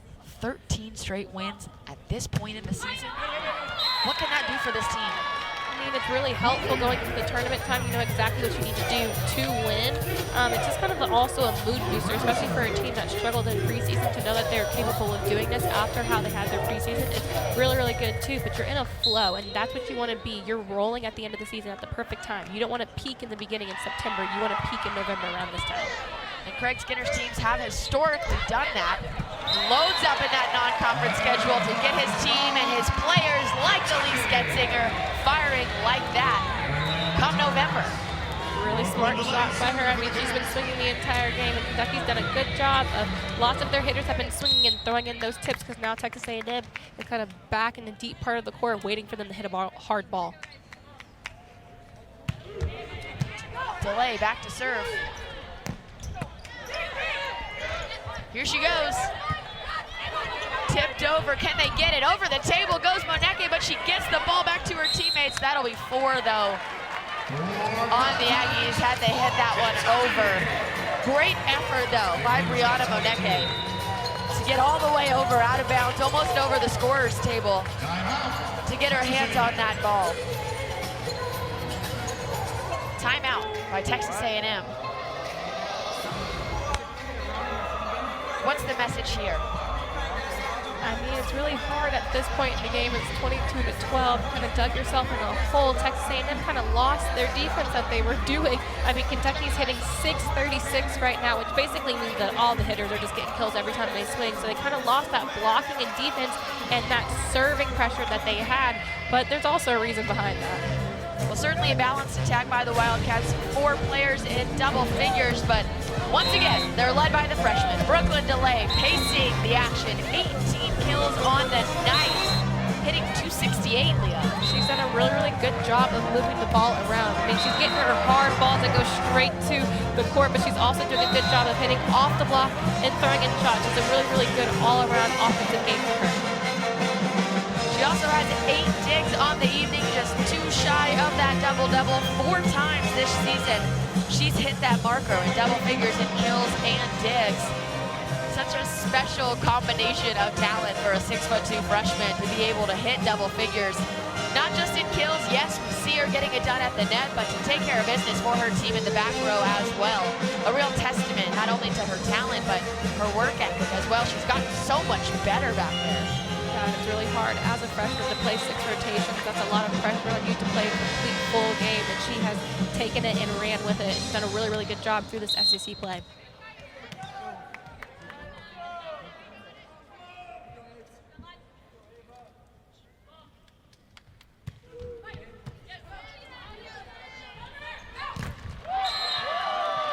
Go into the antenna.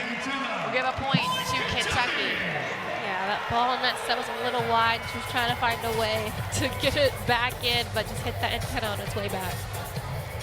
Cats now 2 points away from a victory in Rupp Arena.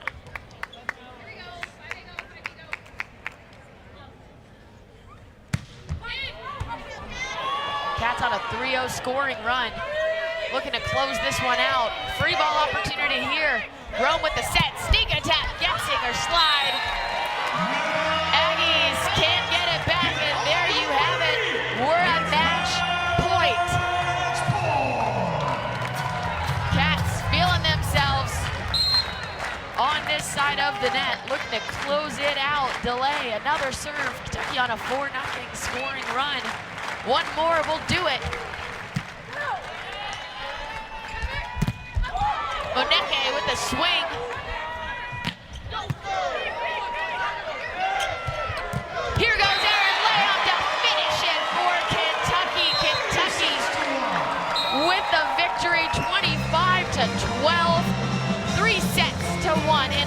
and 12th ranked Kentucky, taking care of business over Texas A&M to extend this winning streak. 13 of them in a row now, the third longest of the Craig Skinner era.